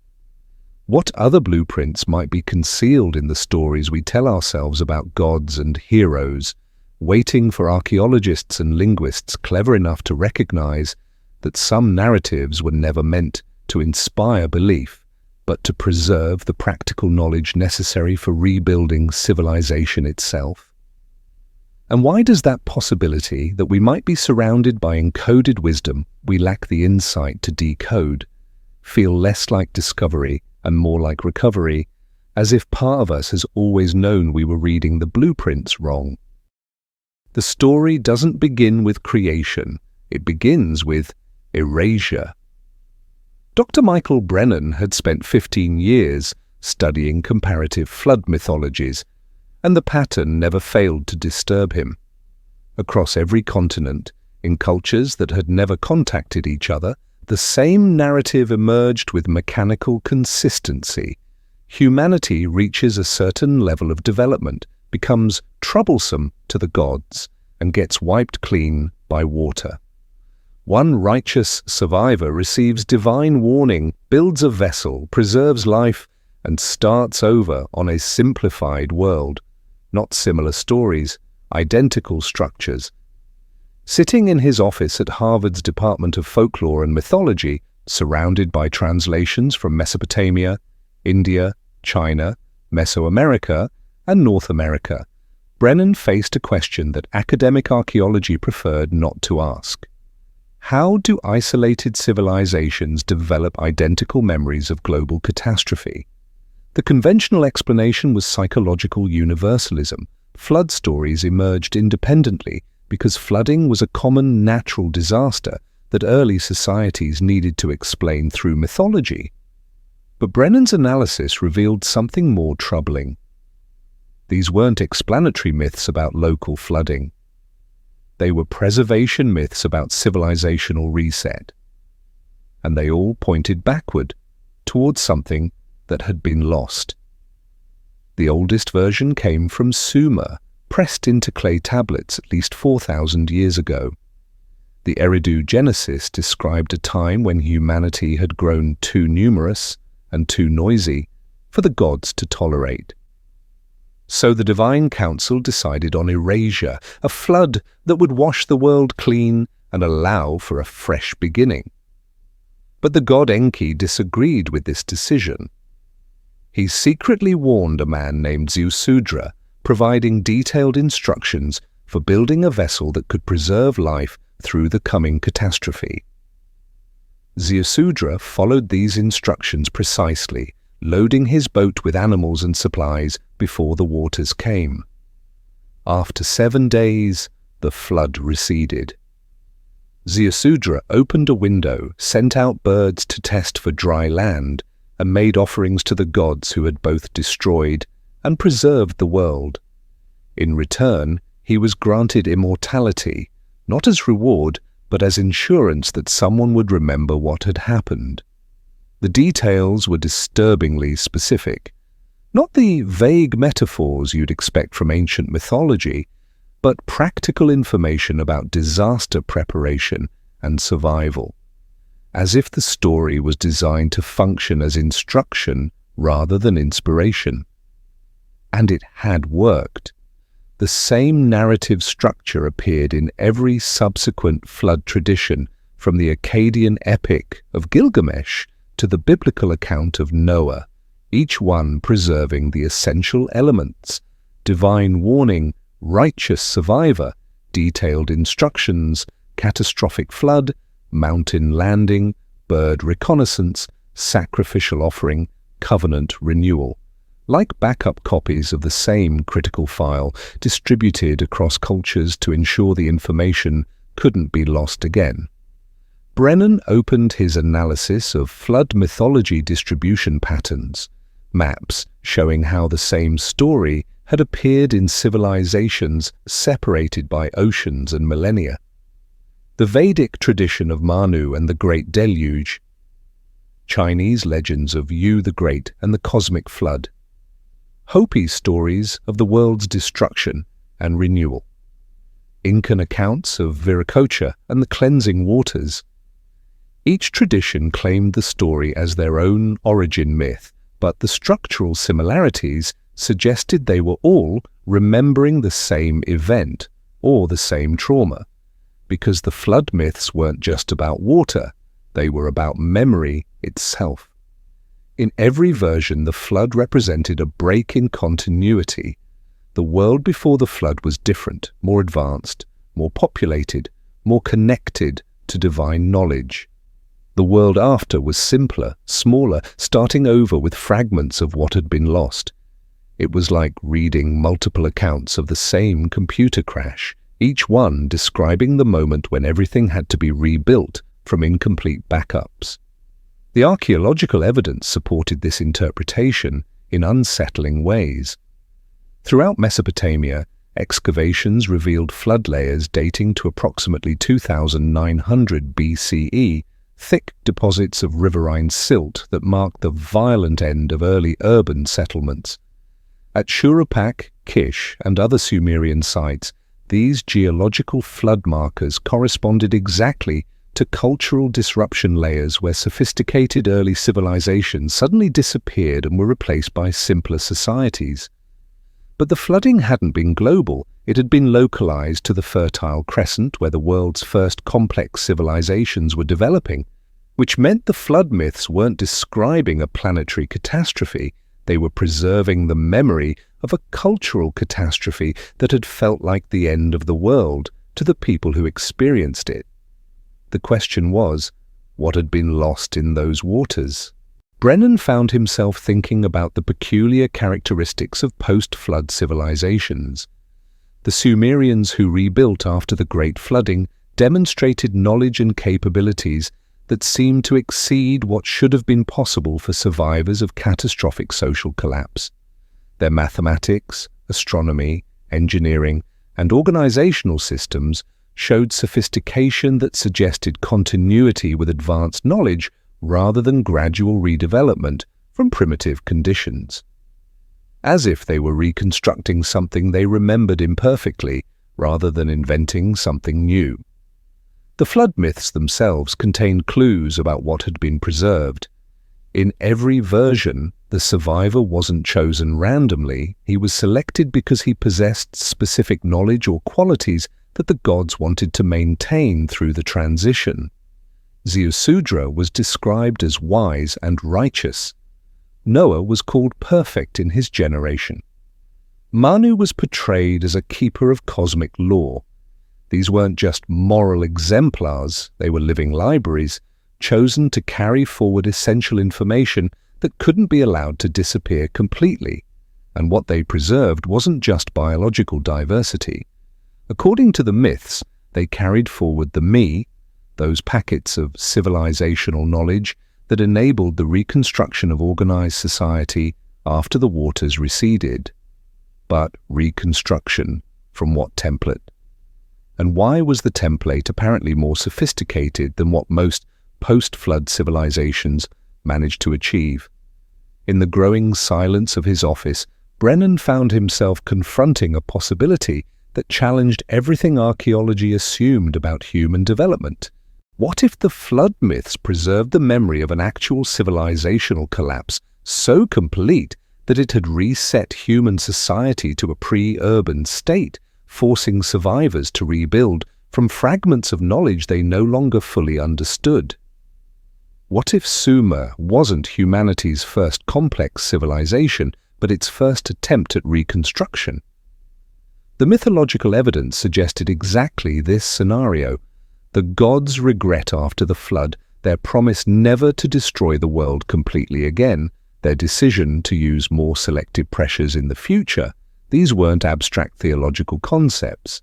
They were policy adjustments, learned responses to the recognition that total erasure was counterproductive. Even the mythological minds behind the flood had realized that complete destruction led to unacceptable knowledge loss, which meant they had experience with the consequences of civilizational collapse.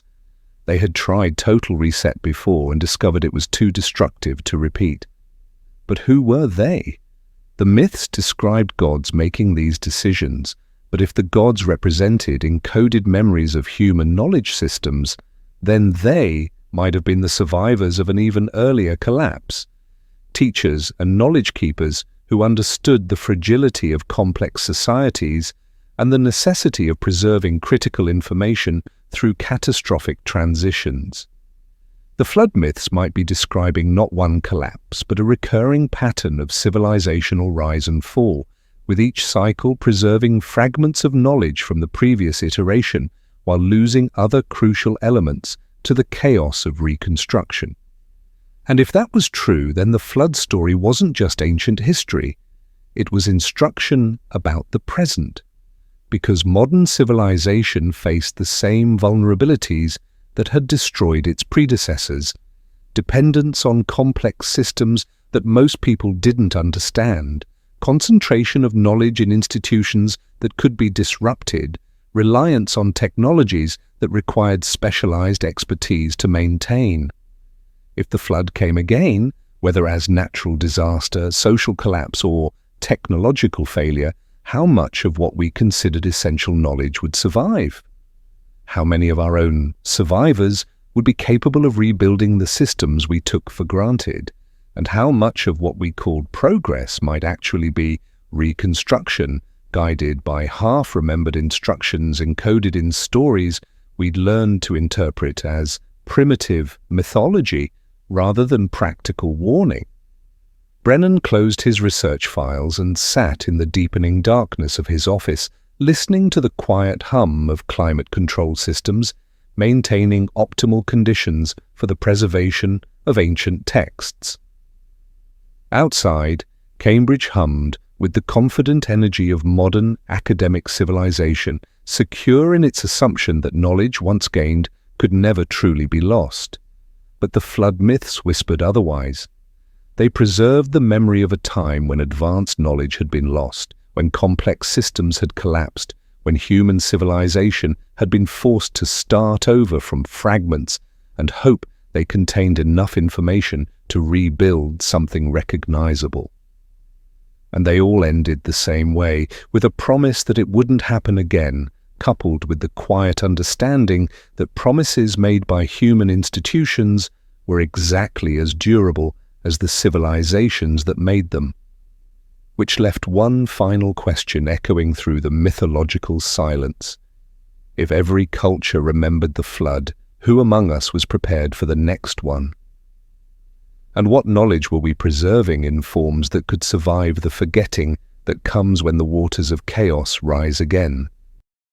Dr. Janet Morrison had handled thousands of cylinder seals during her 23-year career as a curator at the Metropolitan Museum of Art, but she had never encountered one that made her question the fundamental assumptions of ancient astronomy, until she was asked to authenticate VA243. The seal itself was unremarkable, a small limestone cylinder, roughly the size of a pencil eraser, carved sometime between 2500 and 2000 BCE. Mesopotamian artisans had produced tens of thousands of such seals, used to roll identifying marks into wet clay for legal and administrative purposes. Most depicted conventional scenes: gods receiving offerings, kings hunting lions, scribes recording transactions. But when Morrison examined VA243 under magnification, she found herself staring at something that shouldn't exist in the archaeological record of the ancient Near East. At the center of the carved scene was a radiant star with clearly defined rays, unmistakably representing the sun. This alone was unusual. Most Mesopotamian art personified celestial bodies as human figures rather than depicting them as astronomical objects. But surrounding this central sun were 11 distinct spherical bodies, arranged in what could only be described as orbital positions.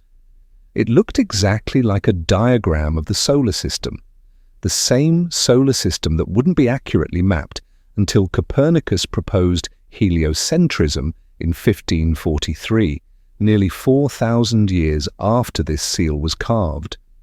Morrison set down her magnifying glass and walked to her office window, staring out at Central Park while her mind processed the implications. According to everything archaeology knew about ancient astronomy, the Sumerians should have been geocentrists who believed Earth was the center of a universe where the sun, moon, and visible planets orbited around a flat Earth.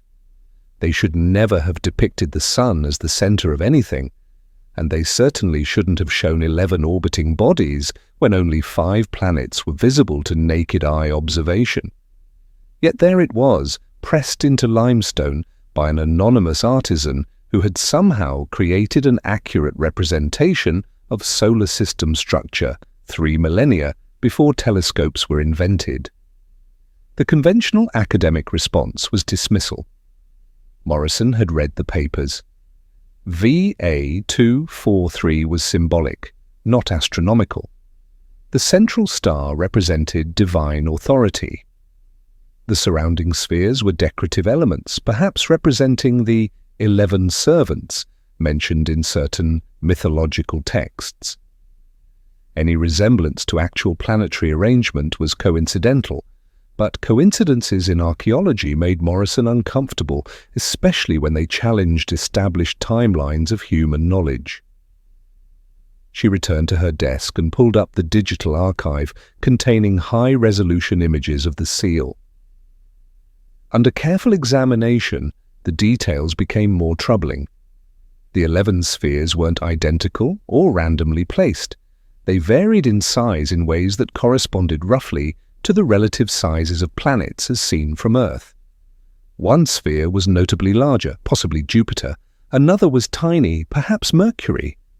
A few appeared clustered together as if representing the inner planets. If this was decorative symbolism, it was remarkably sophisticated decorative symbolism that happened to match astronomical reality with uncanny precision. Morrison opened her files on Mesopotamian astronomy and found the same pattern she'd encountered throughout Sumerian artifacts, knowledge that appeared to exceed the tools available to acquire it. Astronomical observations accurate to fractions of degrees, mathematical calculations that anticipated discoveries made centuries later, engineering specifications that demonstrated understanding of physical principles supposedly unknown to ancient civilizations. And now, apparently, a heliocentric diagram created when the rest of the world believed Earth was flat and stationary. The academic community had developed elaborate explanations for dismissing such anomalies. Zechariah Sitchin's interpretations of VA243 as evidence of ancient astronaut contact had been thoroughly debunked by legitimate scholars, and rightfully so. Sitchin's translations were often inaccurate, his conclusions frequently unsupported by evidence. But discrediting Sitchin's theories didn't explain away the artifact itself. Morrison found herself thinking about double standards in archaeological interpretation. If a 17th-century European had carved the same image, historians would cite it as evidence of early astronomical knowledge. If a 19th-century scientist had sketched the same diagram, it would be considered a valuable record of telescopic observation.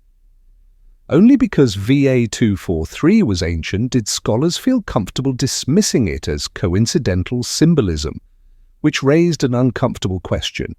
How much ancient evidence was being ignored because it didn't fit established theories about the development of human knowledge? The seal's function troubled her almost as much as its imagery. Cylinder seals weren't decorative art, they were identity markers, pressed into clay to authorize documents and establish ownership. They represented the most important symbols their owners could imagine, the images they wanted associated with their names and authority.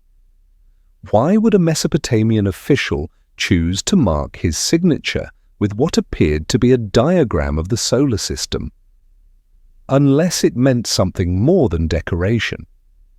Unless it represented inherited knowledge, a cosmological understanding passed down through generations even after its original context had been forgotten. Morrison pulled up her research on the broader context of Mesopotamian astronomical knowledge. The evidence was undeniable. Sumerian and Babylonian astronomers had demonstrated understanding of planetary motion, eclipse prediction, and celestial mechanics that seemed to exceed what should have been possible with naked eye observation alone. They tracked Venus through its complete 584-day cycle with mathematical precision.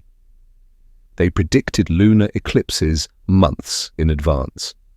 They understood that planets followed different paths across the sky than stars, and they developed mathematical models to predict these movements. Most troubling, they described celestial phenomena that were barely visible without telescopic aid.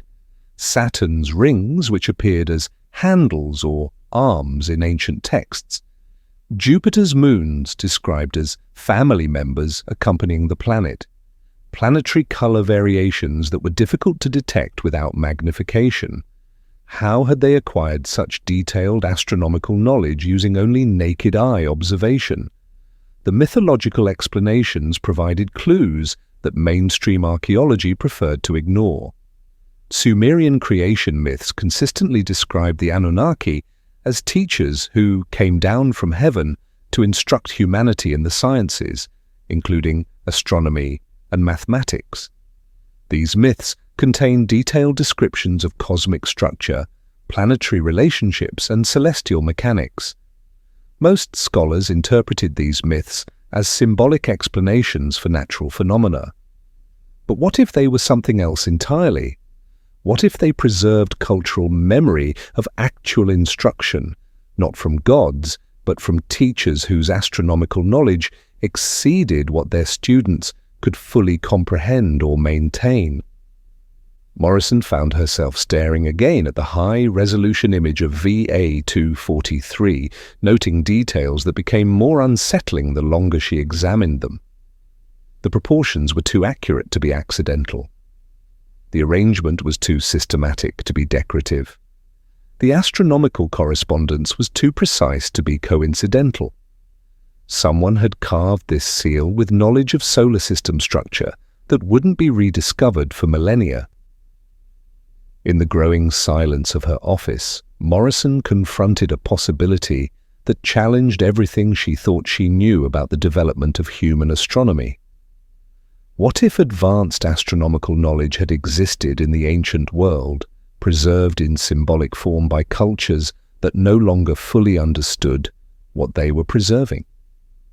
What if artifacts like VA243 weren't primitive attempts to represent the cosmos, but sophisticated preservation systems designed to maintain astronomical knowledge across potential periods of civilizational collapse? And if that was true, how much other ancient evidence might be waiting in museum collections around the world? Artifacts dismissed as decorative or symbolic that actually contained encoded scientific knowledge from traditions we had learned to classify as primitive mythology. The implications were staggering. Every cylinder seal, every carved relief, every piece of ancient astronomical art might need to be re-examined with the possibility that its creators possessed knowledge we had assumed was beyond their capabilities. Because if VA243 really was a map of the solar system, then someone in the ancient world had understood cosmic structure with an accuracy that wouldn't be matched until the scientific revolution. Someone had known that Earth orbited the Sun, that planets followed predictable paths, that the solar system contained bodies invisible to naked eye observation. Someone whose identity had been lost to time, but whose knowledge had been preserved in symbols pressed into stone and clay, waiting for minds sophisticated enough to recognize instruction disguised as art. And why does that possibility that we might be surrounded by encoded astronomical knowledge we lack the insight to interpret feel less like discovery and more like recovery of understanding we once possessed but somehow learned to forget? The hill had been hiding in plain sight for 11,000 years. Dr. Klaus Schmidt first noticed it in 1994, driving through the arid landscape of southeastern Turkey on his way to survey other archaeological sites. Local shepherds had always known about the strange stones that occasionally surfaced on the hilltop, but no one had thought to investigate what might lie beneath centuries of accumulated soil and debris. Until Schmidt started digging. What he uncovered changed everything archaeology thought it knew about the development of human civilization. Beneath that innocuous hill lay Göbekli Tepe, a complex of massive stone circles built around 9,600 BCE, making it older than Stonehenge, older than the pyramids, older than the earliest cities of Mesopotamia. Older, in fact, than agriculture itself, which created a problem that archaeologists were still struggling to resolve. How do you build monumental architecture before you've learned to farm? How do you organize massive construction projects before you've developed cities? How do you create sophisticated symbolic art before you've invented writing? Standing among the T-shaped pillars on a cool morning in 2019, 25 years after the first excavation, Schmidt felt the weight of questions that had consumed his career. The megalithic structures surrounding him shouldn't exist according to every model of human development. They represented a level of social organization, artistic sophistication, and engineering capability that was supposed to emerge gradually from simpler foundations, but Göbekli Tepe had no simpler foundations. It appeared fully realized in the archaeological record, like a monument built by people who already knew exactly what they wanted to create. The pillars themselves were masterworks of Neolithic engineering. Each T-shaped monolith stood up to 18 feet tall and weighed as much as 20 tons. They had been quarried from bedrock using stone tools, transported across uneven terrain without wheels or domesticated animals, and erected with precision that demonstrated sophisticated understanding of structural engineering and load distribution.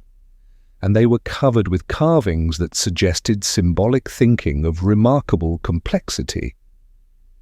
Schmidt traced his fingers along the relief sculptures that decorated the nearest pillar.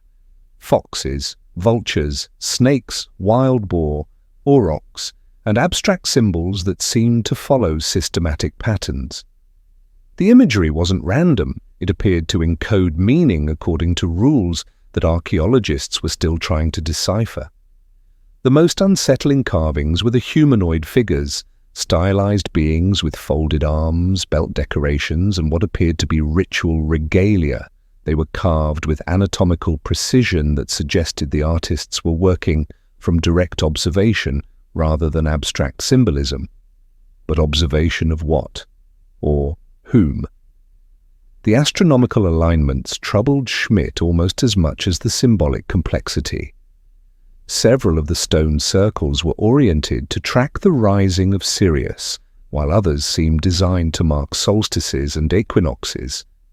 This suggested that the builders possessed systematic knowledge of celestial mechanics at a time when humans were supposed to be focused entirely on immediate survival needs. How had hunter-gatherers developed sophisticated astronomy?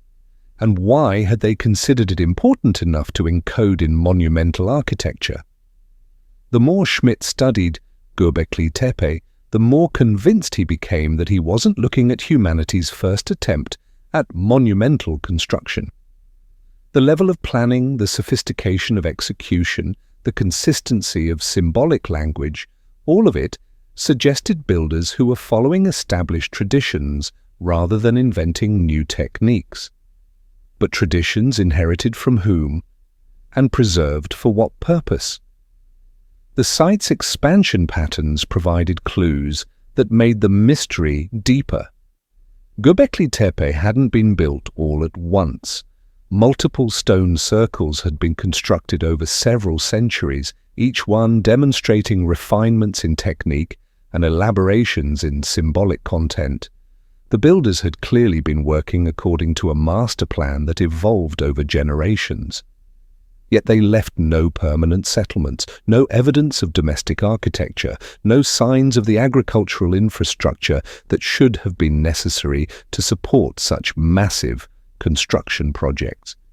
It was as if they had appeared, built this monumental complex, and then vanished back into the landscape, leaving behind only stones and silence. The intentional burial was what convinced Schmidt that something extraordinary had happened at Göbekli Tepe. Around 8000 BCE, the builders had carefully covered the entire complex with tons of stone and debris, preserving it rather than destroying it. This wasn't abandonment, it was deliberate concealment.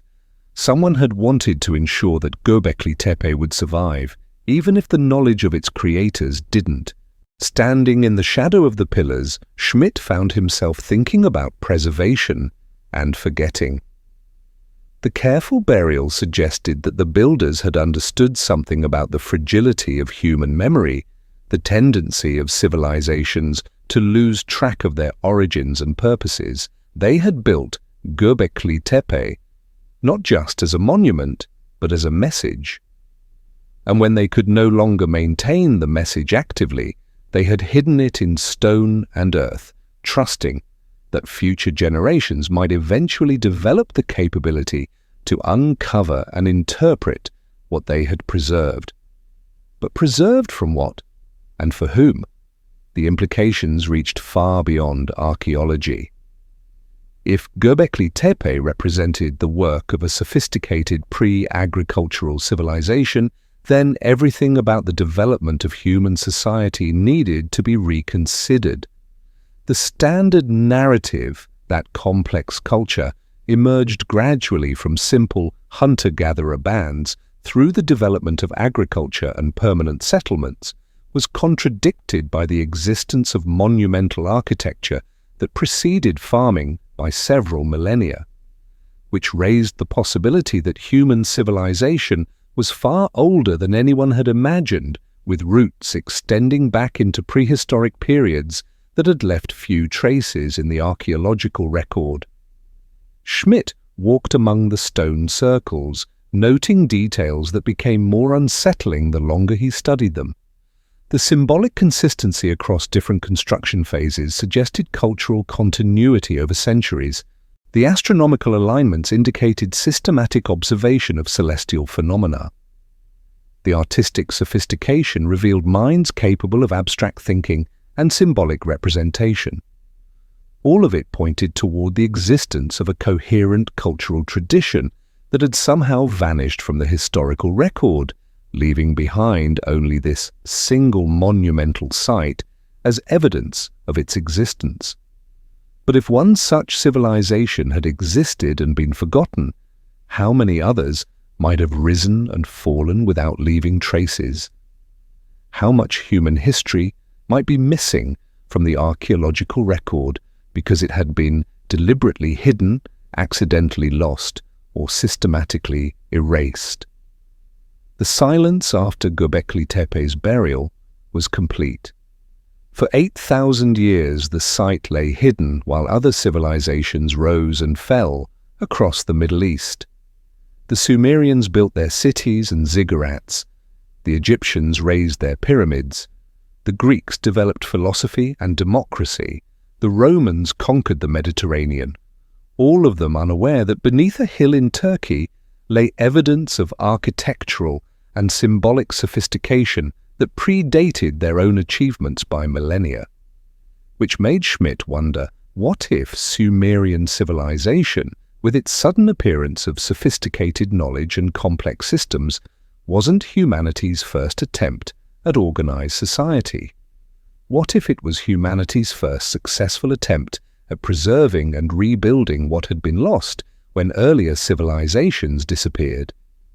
The patterns were eerily similar. Both cultures had appeared with remarkable sophistication already intact. Both had demonstrated knowledge that seemed to exceed their supposed developmental stage. Both had shown obsessive concern with preservation and memory, as if both were working to maintain something that couldn't be allowed to disappear again. In the growing twilight, Schmidt stood among the ancient pillars and felt the weight of 11,000 years of silence.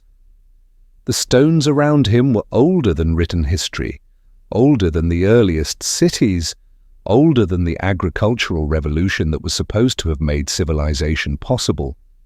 They were monuments to a way of thinking and building that had somehow developed among human beings who were supposed to be living in small, scattered groups focused entirely on survival. But the evidence was undeniable. Here, carved in stone and buried with care, was proof that human capability and cultural sophistication extended much further back in time than anyone had imagined. And if that was true, then everything about the origins of knowledge, the development of civilization, and the relationship between past and present needed to be reconsidered. Because Göbekli Tepe whispered the same message that echoed through Sumerian achievements, that human civilization might not represent a gradual ascent from primitiveness, but a process of recovery from sophisticated origins that had been almost, but not entirely, forgotten. And why does that possibility that we might be remembering rather than discovering, recovering rather than inventing, feel less like revelation and more like recognition of something we had always suspected but never dared to acknowledge? The silence in the British Museum's archive was different at 3 a.m. Dr. Irving Finkel had worked late many times during his 40-year career as a curator of cuneiform collections, but tonight felt different. Spread across his desk were photographs of tablet fragments from the Royal Library of Ashurbanipal, pieces of the most comprehensive ancient archive ever discovered, now scattered across museums worldwide like the remains of a literary catastrophe. Each fragment represented knowledge that had almost disappeared forever. And most of their sister tablets hadn't been as fortunate. Finkel picked up a photograph of tablet K2669, a mathematical text containing astronomical calculations of extraordinary sophistication. The tablet had survived 26 centuries only because of an accident of destruction. When Nineveh burned in 612 BCE, the flames that consumed the library had baked the clay tablets instead of destroying them, preserving them like pottery fired in a kiln. Without that catastrophic fire, we would never have known that the Epic of Gilgamesh existed. We would never have discovered the mathematical tables that revealed Babylonian understanding of advanced astronomy. We would never have found the medical texts that demonstrated surgical knowledge not matched elsewhere for centuries. The thought that filled Finkel with quiet rage was simple. If the Royal Library of Ashurbanipal had survived by accident, how much knowledge had been lost when similar libraries burned without the same fortuitous preservation? The answer was visible in every excavation report he had studied. Across Mesopotamia, archaeologists had found the remains of tablet collections that had been deliberately destroyed, accidentally lost, or simply abandoned to the elements. At Uruk, the city where writing was invented, entire archive buildings had been reduced to scattered fragments. At Nippur, the religious center of Sumer, administrative libraries had been pillaged and scattered. At Eridu, the city Sumerians claimed was the first ever built, knowledge collections had vanished so completely that their existence could only be inferred from empty storage rooms and broken shelving. The scale of the loss was staggering. For every tablet that survived in museum collections, dozens had been destroyed dissolved, or crumbled into unreadable dust. For every text that had been translated, hundreds of others existed only as fragments too small to interpret. Finkel stood and walked to the climate-controlled vault, where the museum's most fragile cuneiform tablets were stored. Row upon row of carefully catalogued fragments, each one a miracle of survival, each one representing knowledge that had almost been lost forever. But also each one a reminder of what hadn't survived. The destruction hadn't been accidental. As Finkel had learned through decades of research, the loss of ancient knowledge followed predictable patterns. When empires fell, new rulers systematically destroyed the archives of their predecessors. When religions changed, theological libraries were burned as heretical. When languages shifted, old scripts became unreadable, and their tablets were discarded as worthless clay. Knowledge wasn't just forgotten, it was actively erased. The process had continued through history with depressing consistency. The Library of Alexandria repeatedly damaged by political upheaval and religious conflict. Mayan codices systematically burned by Spanish conquistadors who considered them demonic. Buddhist manuscripts destroyed during Chinese imperial purges, Islamic texts lost during Mongol invasions. Each destruction represented the same fundamental dynamic. The past became dangerous to the present, so the present eliminated the past. But the loss was more subtle than dramatic acts of destruction. Much ancient knowledge disappeared through simple neglect. Scribes stopped copying texts that seemed irrelevant to contemporary needs. Libraries stopped maintaining collections that no longer served political or religious purposes. Archives were abandoned when the institutions that created them lost power or influence. The result was a kind of cultural Darwinism where only knowledge that served immediate needs survived, while deeper understanding was gradually filtered out of the historical record. Finkel returned to his desk and opened a file containing his analysis of missing Sumerian literature. Based on references in surviving texts, scholars could reconstruct the titles and approximate contents of hundreds of lost works, astronomical treatises, mathematical commentaries, mythological cycles, historical chronicles, technical manuals. The Sumerians had apparently written comprehensive guides to metallurgy, agriculture, medicine, law, and engineering. They had composed epic poems that made the surviving literature look like fragments of larger cycles. They had created mathematical works that pushed the boundaries of theoretical understanding. All of it gone, leaving behind only tantalizingly brief references in the few texts that happened to survive. What haunted Finkel most was the realization that much of what modern archaeology considered mysterious about Sumerian civilization might not have been mysterious at all. The sudden appearance of sophisticated knowledge, the advanced understanding of astronomy and mathematics, the complex organizational systems, all of it might have been clearly explained in texts that were lost when their libraries burned. We called Sumerian achievements mysterious because we were missing the instruction manuals. The pattern repeated throughout ancient history. Every civilization that demonstrated advanced capabilities also left evidence of extensive literary and scientific collections that didn't survive. The mystery of their achievements was often simply the mystery of their missing libraries. In the growing darkness of his office, Finkel found himself thinking about preservation and forgetting as active processes rather than passive accidents. Someone had decided what deserved to survive and what could be allowed to disappear. Someone had chosen which texts to copy and which to abandon. Someone had determined which knowledge served the interests of power and which represented a threat to established order. The process was still happening. Modern libraries discarded books that seemed outdated. Digital archives deleted files to save storage space.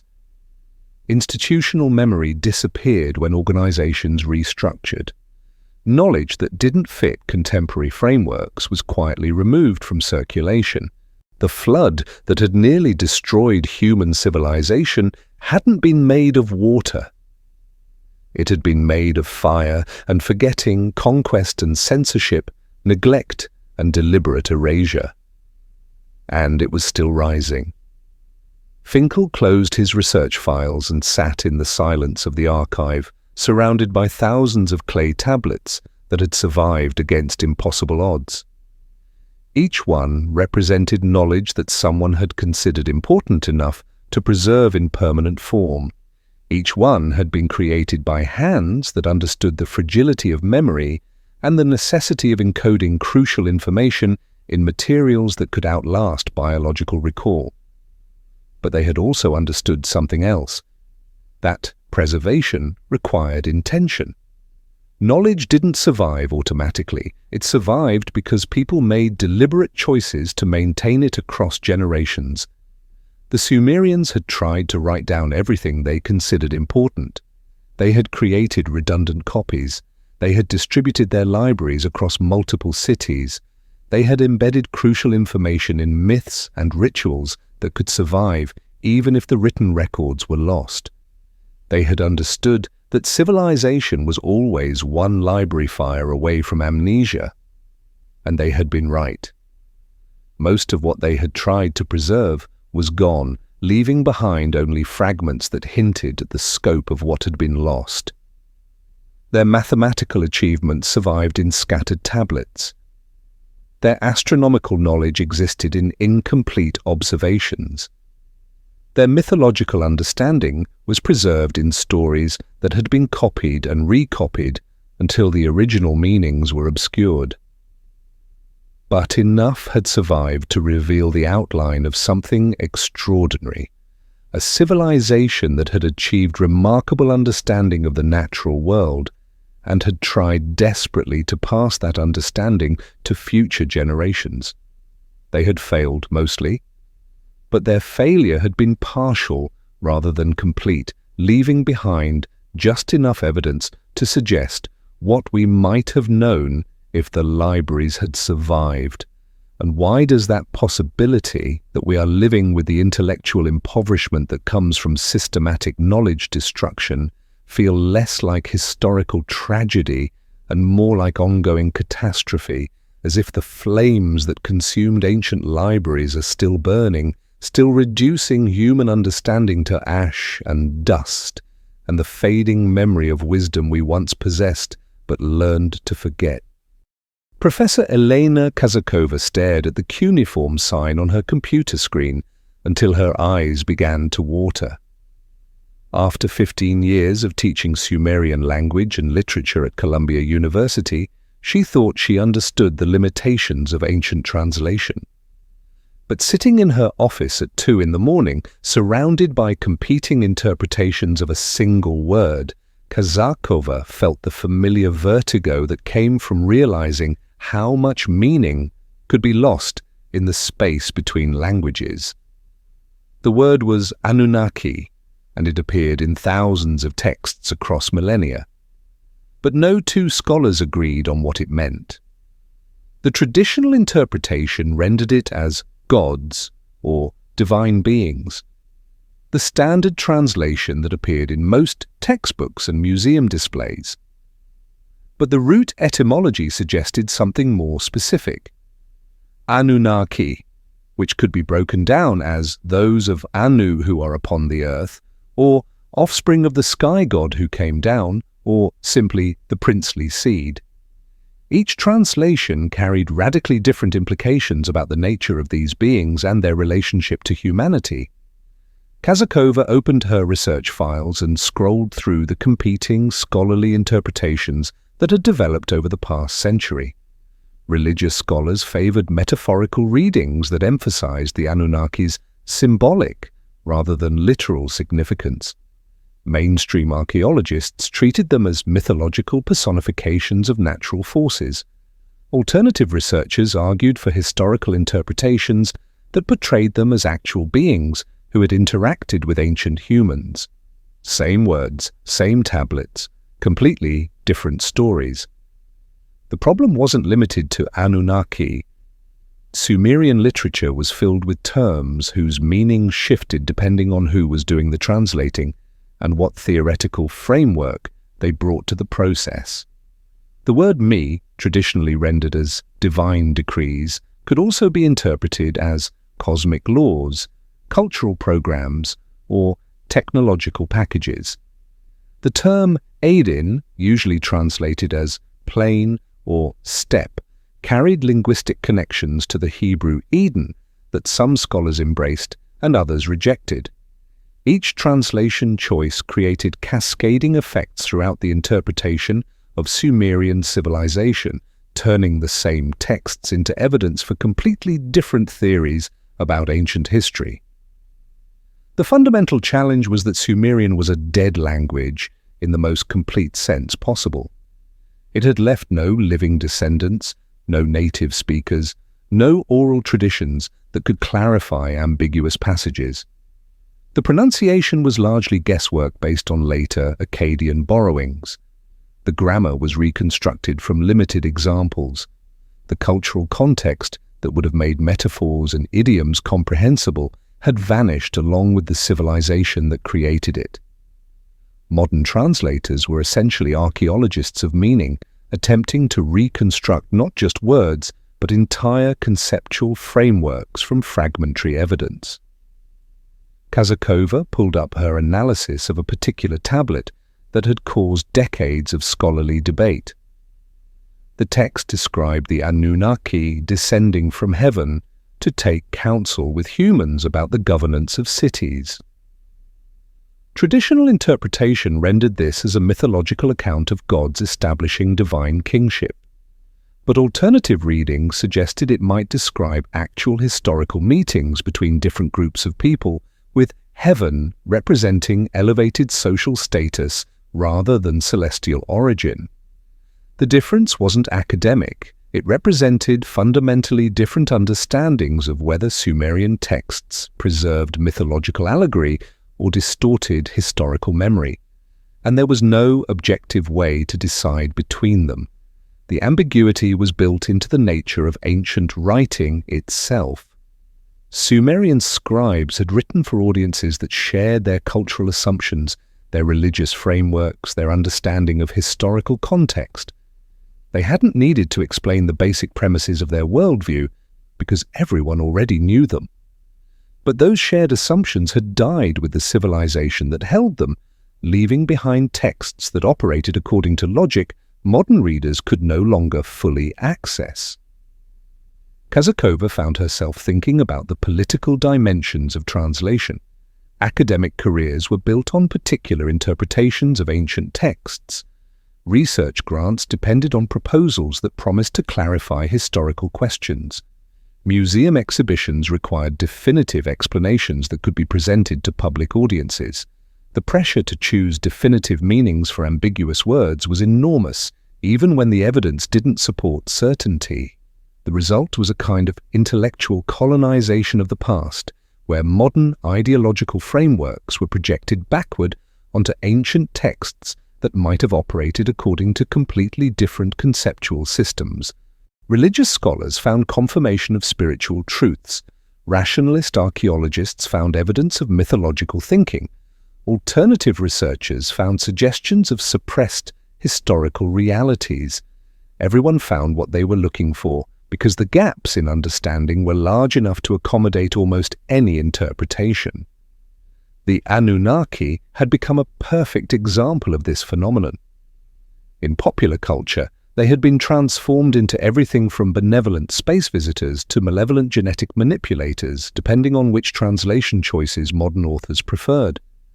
Academic scholars dismissed these interpretations as pseudoscience, but their own translations were often equally speculative, just expressed in more cautious language. The original meaning, whatever it had been, was lost somewhere between the ancient scribes who wrote the words and the modern translators who tried to decode them. In the growing silence of her office, Kazakova found herself confronting the unsettling possibility that much of what scholarship claimed to know about Sumerian civilization was actually educated guesswork dressed up as authoritative knowledge. The confident assertions in textbooks and academic papers often rested on translation choices that were far more uncertain than their presentation suggested, which meant that the mystery of the Sumerians might not be a mystery of missing evidence, but a mystery of irretrievable meaning. The texts had survived, but the cultural context that would make them comprehensible had been lost as completely as if it had been deliberately erased. The words were still there, pressed into clay with the same care that had shaped them 4,000 years ago. But the intentions behind those words, the assumptions that had given them meaning, the shared understanding that had made communication possible, all of that had vanished, leaving behind symbols that could be read but not truly understood.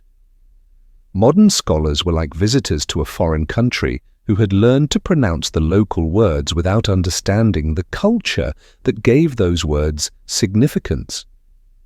They could read the signs, but they couldn't decode the meaning that the signs had carried for the people who created them.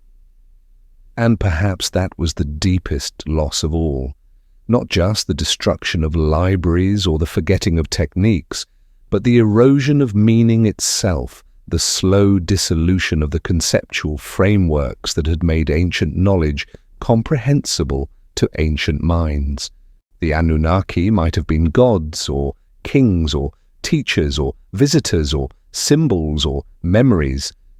The evidence could support any of these interpretations, and scholarly debate would likely continue for generations without resolution. Because the one thing that could settle the question, the living voice of someone who had been there, who had understood what the words meant when they were written, was the one thing that could never be recovered. Kazakova closed her research files and sat in the darkness of her office, listening to the quiet hum of the computer that held thousands of possible meanings for words that had once possessed single, definite significance. Outside, New York hummed with the confident noise of a civilization that believed it understood its own language, its own intentions, its own relationship to truth. But how much of what seemed clear and definite today would become ambiguous and contested if future archaeologists tried to reconstruct its meaning from fragmentary evidence? How much certainty was actually interpretation, and how much interpretation was actually imagination filling the gaps where knowledge failed? And why does that possibility that we might be living in our own age of mistranslation, reading signs we think we understand but whose true meaning has already begun to slip away, feel less like academic concern and more like existential warning about the fragility of all human understanding? Dr. Robert Hassan had been working in the basement archives of the British Museum for 6 months when he made a discovery that would define the rest of his career. Not because of what he found, but because of what happened when he tried to talk about it. The tablet was catalogued under the identifier BM145793. It is a Sumerian administrative text dated approximately to 2400 BCE. It had been sitting in storage since 1923, photographed but never fully translated, filed away in the vast institutional memory of one of the world's most comprehensive archaeological collections. Hassan was a junior research fellow, tasked with the unglamorous work of creating digital catalogues for uncategorized artifacts. His job was to provide basic descriptions, not groundbreaking analysis. But when he began translating the cuneiform signs on tablet B, M145793, he found himself staring at something that challenged fundamental assumptions about ancient Mesopotamian astronomy. The tablet contained precise calculations for planetary orbital periods that shouldn't have been possible with Bronze Age observation techniques, not approximations or rough estimates, but mathematical values that matched modern measurements to within decimal points. Hassan double-checked his translation, consulted with senior colleagues, and ran the calculations through contemporary astronomical software. The ancient values were correct in ways that seemed to require instrumentation far beyond anything the historical record suggested the Sumerians possessed. When he submitted his preliminary findings to his department supervisor, the response was swift and discouraging. Interesting, but probably not worth pursuing for publication. These kinds of anomalous readings usually turn out to have mundane explanations. Hassan never published his research. The tablet was refiled in storage, and 6 months later his fellowship was not renewed. Sitting in his cramped office at a regional university 3 years later, Hassan had come to understand something about academic institutions that wasn't taught in graduate school. Silence was often policy, disguised as methodology. The problem wasn't censorship in any dramatic sense. Nobody had forbidden him from studying anomalous tablets or pursuing unconventional interpretations. The restriction was subtler and more effective. Certain kinds of research simply weren't supported, funded, or rewarded within the existing institutional framework. Grants went to projects that promised to clarify established historical narratives, not challenge them. Publication opportunities existed for work that built incrementally on accepted theories, not research that suggested those theories might be fundamentally flawed. Academic positions were awarded to scholars who demonstrated expertise within recognized specializations, not those who crossed disciplinary boundaries or questioned basic assumptions. The result was a kind of intellectual ecosystem that selected against disruptive discoveries, ensuring that only research compatible with existing paradigms received the resources necessary for development and dissemination. Hassan opened his files on untranslated Sumerian texts and felt the familiar frustration that had driven him from prestigious institutions to academic obscurity. Conservative estimates suggested that less than 20% of recovered cuneiform tablets had been fully translated and published. The remainder sat in museum collections around the world, catalogued but unread, photographed but unstudied. Some contained routine administrative records, grain inventories, tax receipts, legal contracts, but others included references to unknown deities, unfamiliar astronomical observations, mathematical techniques that didn't match established understanding of ancient capabilities. These anomalous texts weren't hidden or classified. They were simply ignored, left in storage, while scholarly attention focused on materials that fit comfortably within accepted historical frameworks. Hassan had encountered dozens of such tablets during his brief tenure at major institutions. Clay fragments that described engineering techniques supposedly unknown to ancient civilizations, astronomical observations that required precision instruments, mathematical calculations that anticipated discoveries attributed to much later periods. None of it was studied seriously because none of it was fundable, publishable, or career-enhancing within the current academic environment. The institutional pressures were understandable from a practical perspective. Universities operated on limited budgets and competitive markets. Scholars needed to produce publishable research to maintain employment. Departments required grant funding to justify their existence. Museums had to balance scholarly investigation with public programming and donor relations.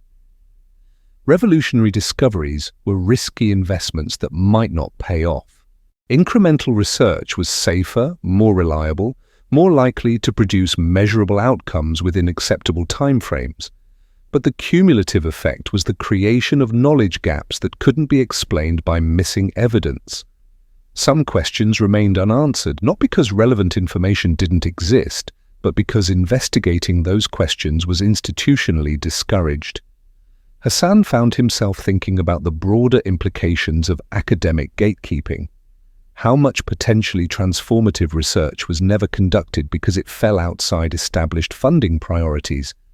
How many anomalous artifacts were sitting in storage because they didn't fit comfortable interpretations? How many patterns were invisible because they required interdisciplinary approaches that didn't align with departmental structures? The answers were unknowable, which was exactly the problem. The things that weren't studied remained unstudied, creating blind spots in human knowledge that persisted not because of evidential limitations but because of institutional ones. The irony was profound. Modern scholarship had developed sophisticated techniques for recovering and interpreting ancient information. Archaeological methods could extract meaning from the smallest fragments. Linguistic analysis could decode dead languages with remarkable precision.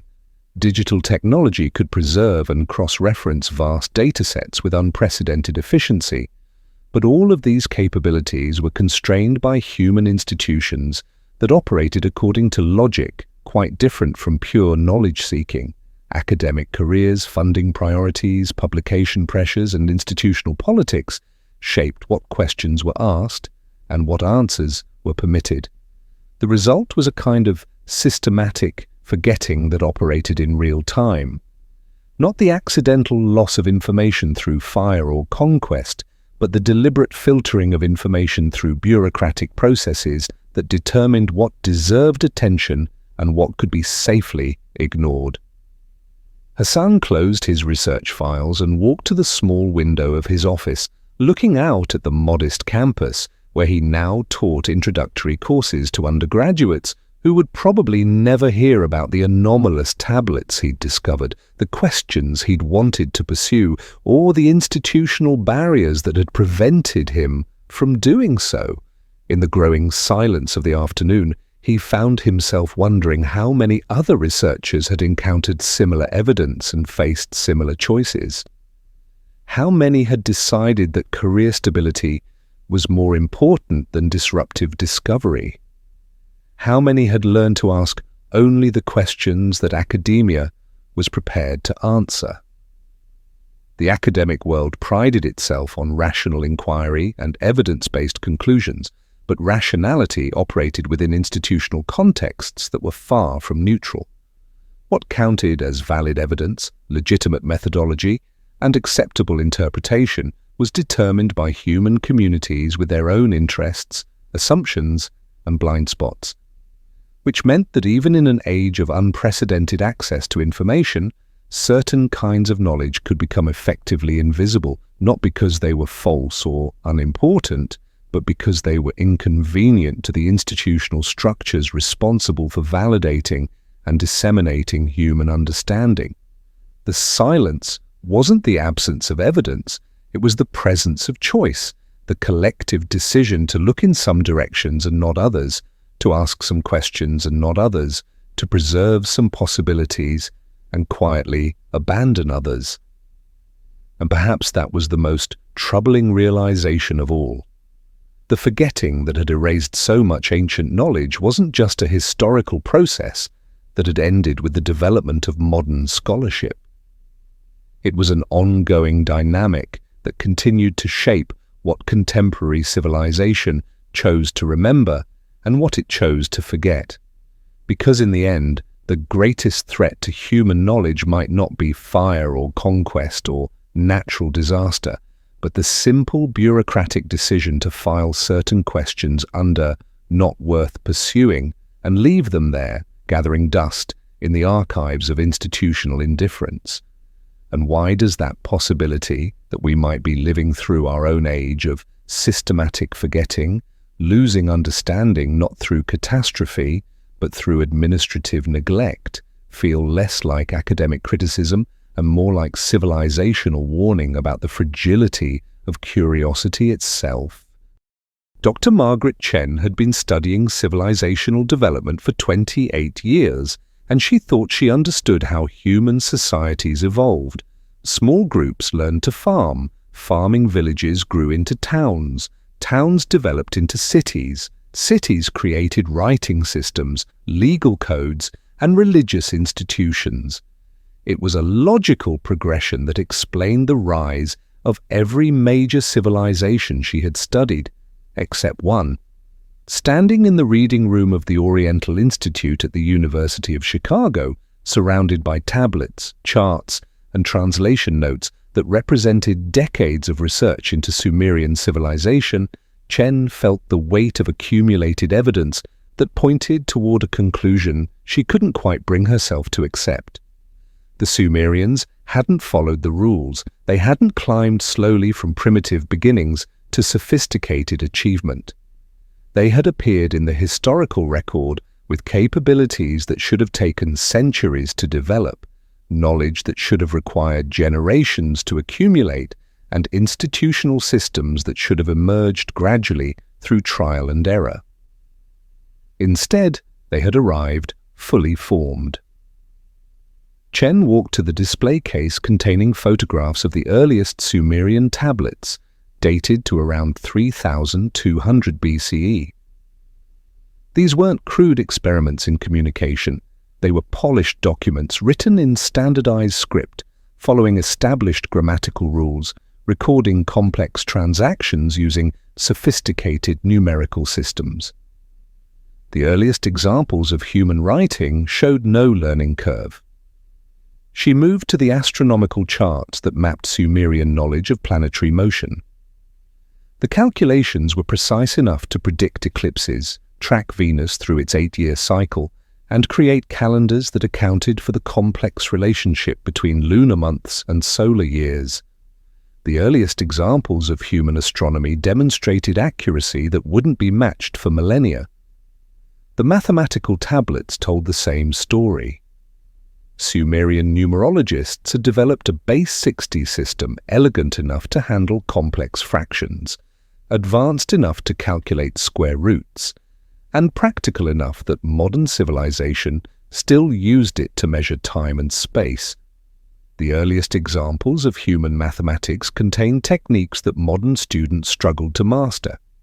In every domain Chen examined, the pattern repeated.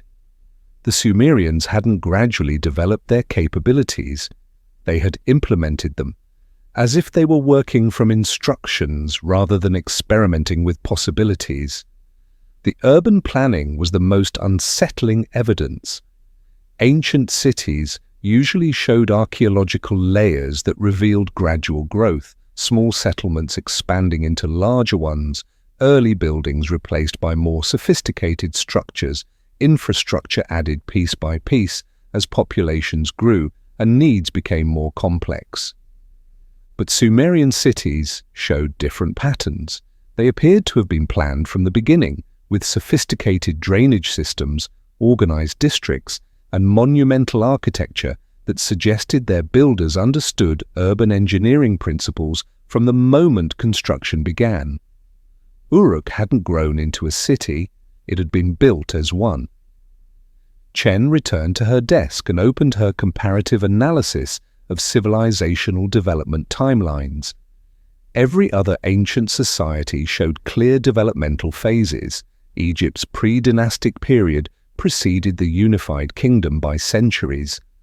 China's Neolithic cultures evolved gradually into historical dynasties. Mesopotamian societies before Sumer demonstrated slow progression from scattered villages to larger settlements. Only Sumer broke the pattern, appearing suddenly with capabilities that exceeded those of civilizations that had supposedly learned from Sumerian examples. The technological sophistication was undeniable. Sumerian metallurgists had developed smelting techniques and alloy recipes that required understanding of chemistry and physics. Their medical practitioners had created surgical procedures and pharmaceutical preparations that demonstrated systematic knowledge of human anatomy.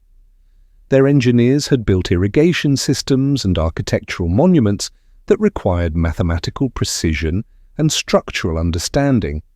All of it emerged simultaneously, as if someone had activated multiple knowledge systems at once rather than developing them sequentially through gradual innovation. But perhaps the most telling evidence was what hadn't survived in the archaeological record. Every other ancient civilization left traces of its developmental phase, crude early tools that evolved into sophisticated instruments, simple buildings that grew into complex architecture, basic art that developed into refined expression. The Sumerians left no such traces. Their earliest artifacts were already sophisticated, their first buildings were already engineered, their initial art was already symbolic and complex. It was as if they had skipped the learning phase entirely. Chen found herself thinking about the implications of what she was seeing. If Sumerian civilization hadn't developed gradually, then either the Sumerians were unprecedented geniuses who had somehow invented complex society from scratch, or they had inherited their knowledge from sources that were no longer visible in the archaeological record. The first possibility seemed to violate everything known about human cognitive development and social evolution. The second possibility suggested that much of what archaeology assumed about the origins of civilization was wrong. But there was a third possibility that Chen found even more unsettling, that Sumerian civilization represented not innovation, but recovery, that their remarkable capabilities weren't the result of sudden inspiration, but of systematic preservation of knowledge that had been developed elsewhere, earlier by minds whose identity had been lost to time. The mythological evidence supported this interpretation. Sumerian creation stories consistently describe civilization as something delivered rather than discovered. The Anunnaki were portrayed as teachers who provided pre-existing knowledge rather than gods who inspired human innovation. The Mi were described as cosmic principles that were recovered rather than invented. If these myths preserved cultural memory rather than pure fantasy, they suggested that Sumerian civilization had been designed to maintain knowledge systems that predated its own existence. Chen walked to the window and stared out at the Chicago skyline, thinking about the broader implications of what Sumerian evidence suggested about human history. If one ancient civilization had achieved remarkable sophistication and then disappeared so completely that only fragmentary knowledge survived in later reconstructions, how many others might have followed the same pattern? How much human history might be missing from the archaeological record because it had been systematically erased, accidentally lost, or deliberately hidden? The silence in the archive felt different now, pregnant with the weight of questions that challenged fundamental assumptions about human development. If Sumer represented recovery rather than innovation, then the entire timeline of civilizational progress needed to be reconsidered, which meant that modern civilization might not represent the pinnacle of human achievement, but simply the latest attempt to recover capabilities that had been lost and regained multiple times throughout history. The thought was both humbling and terrifying. Humbling because it suggested that human potential was far greater than contemporary achievements indicated. Terrifying because it implied that even remarkable civilizations could disappear so completely that later societies would have no memory of their existence. And if that was true, then the most important question wasn't how the Sumerians had achieved so much so quickly, but how much knowledge modern civilization might be forgetting while congratulating itself on its unprecedented sophistication. Chen closed her research files and sat in the growing darkness of the reading room, surrounded by evidence of human capabilities that exceeded what should have been possible for their historical context. Around her, thousands of tablets preserved fragments of knowledge systems that had somehow appeared fully formed in the archaeological record, flourished for centuries, and then gradually faded as later civilizations lost the ability to maintain what they had inherited. It was a pattern that felt less like ancient history and more like contemporary warning. Because if the Sumerians had been rebuilding from incomplete memories of something even greater that had been lost, we had to ask, what were we rebuilding from? And what were we losing while we focused on what we thought we were discovering? And why does that possibility that we might be living through our own cycle of recovery and loss, preserving fragments while forgetting foundations, feel less like academic speculation and more like recognition of something we had always suspected but never dared to acknowledge about the true relationship between human memory and human potential. The clay tablets sit in climate-controlled silence, waiting. In museums across the world, in private collections, in storage rooms that haven't been opened in decades, thousands of them, maybe tens of thousands, each one pressed with symbols that once carried meaning across the ancient world, each one a fragment of something larger that we've learned to call mythology instead of memory. But what if we've been reading the story backward? What if civilization isn't a mountain we're climbing, but a circle we keep entering? What if progress isn't linear ascent, but cyclical recovery? What if every time we think we're discovering something new, we're actually remembering something old? The Sumerians appeared in history like a door opening in a wall we didn't know was there. Cities without prehistory, writing without evolution, mathematics without learning curves, knowledge systems so sophisticated they governed our world 5,000 years later, yet so mysterious we couldn't explain where they came from. They called their teachers the Anunnaki, those who came down from heaven. We call that mythology. But maybe mythology is just history that survived the flood, encoded in stories because stone tablets couldn't preserve what really mattered. The understanding that knowledge itself is fragile, that civilizations rise and fall, that memory can be deliberately erased. And maybe that's what the Sumerians really left us. Not just the first writing, the first cities, the first laws, but the first warning, encoded in every myth about floods that wash the world clean, hidden in every temple built to preserve what couldn't be allowed to disappear, whispered in every story about gods who once taught humanity and then left. Because if you wanted to hide the most important truth in human history, where would you put it? In a library that could burn, in a language that could die, in institutions that could fall? Or would you embed it so deeply in the foundations of civilization itself that even when everything else collapsed, even when the libraries burned and the languages died and the institutions crumbled, the truth would still be there, waiting in the shadows of every story we tell ourselves about where we came from? The Sumerians knew something we've forgotten, that forgetting isn't accidental. It's systematic. It's the natural consequence of believing that what we have can never be lost, that what we know can never be forgotten, that what we built can never fall.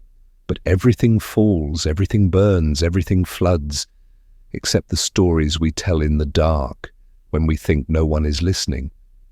And maybe that's where the real truth is hiding. Not in the tablets we've translated, but in the silence between the words. Not in the myths we've decoded, but in the memory they're still trying to preserve, because somewhere in that silence, something is waiting to be remembered. Something that knows we've been here before, something that's watching us forget again.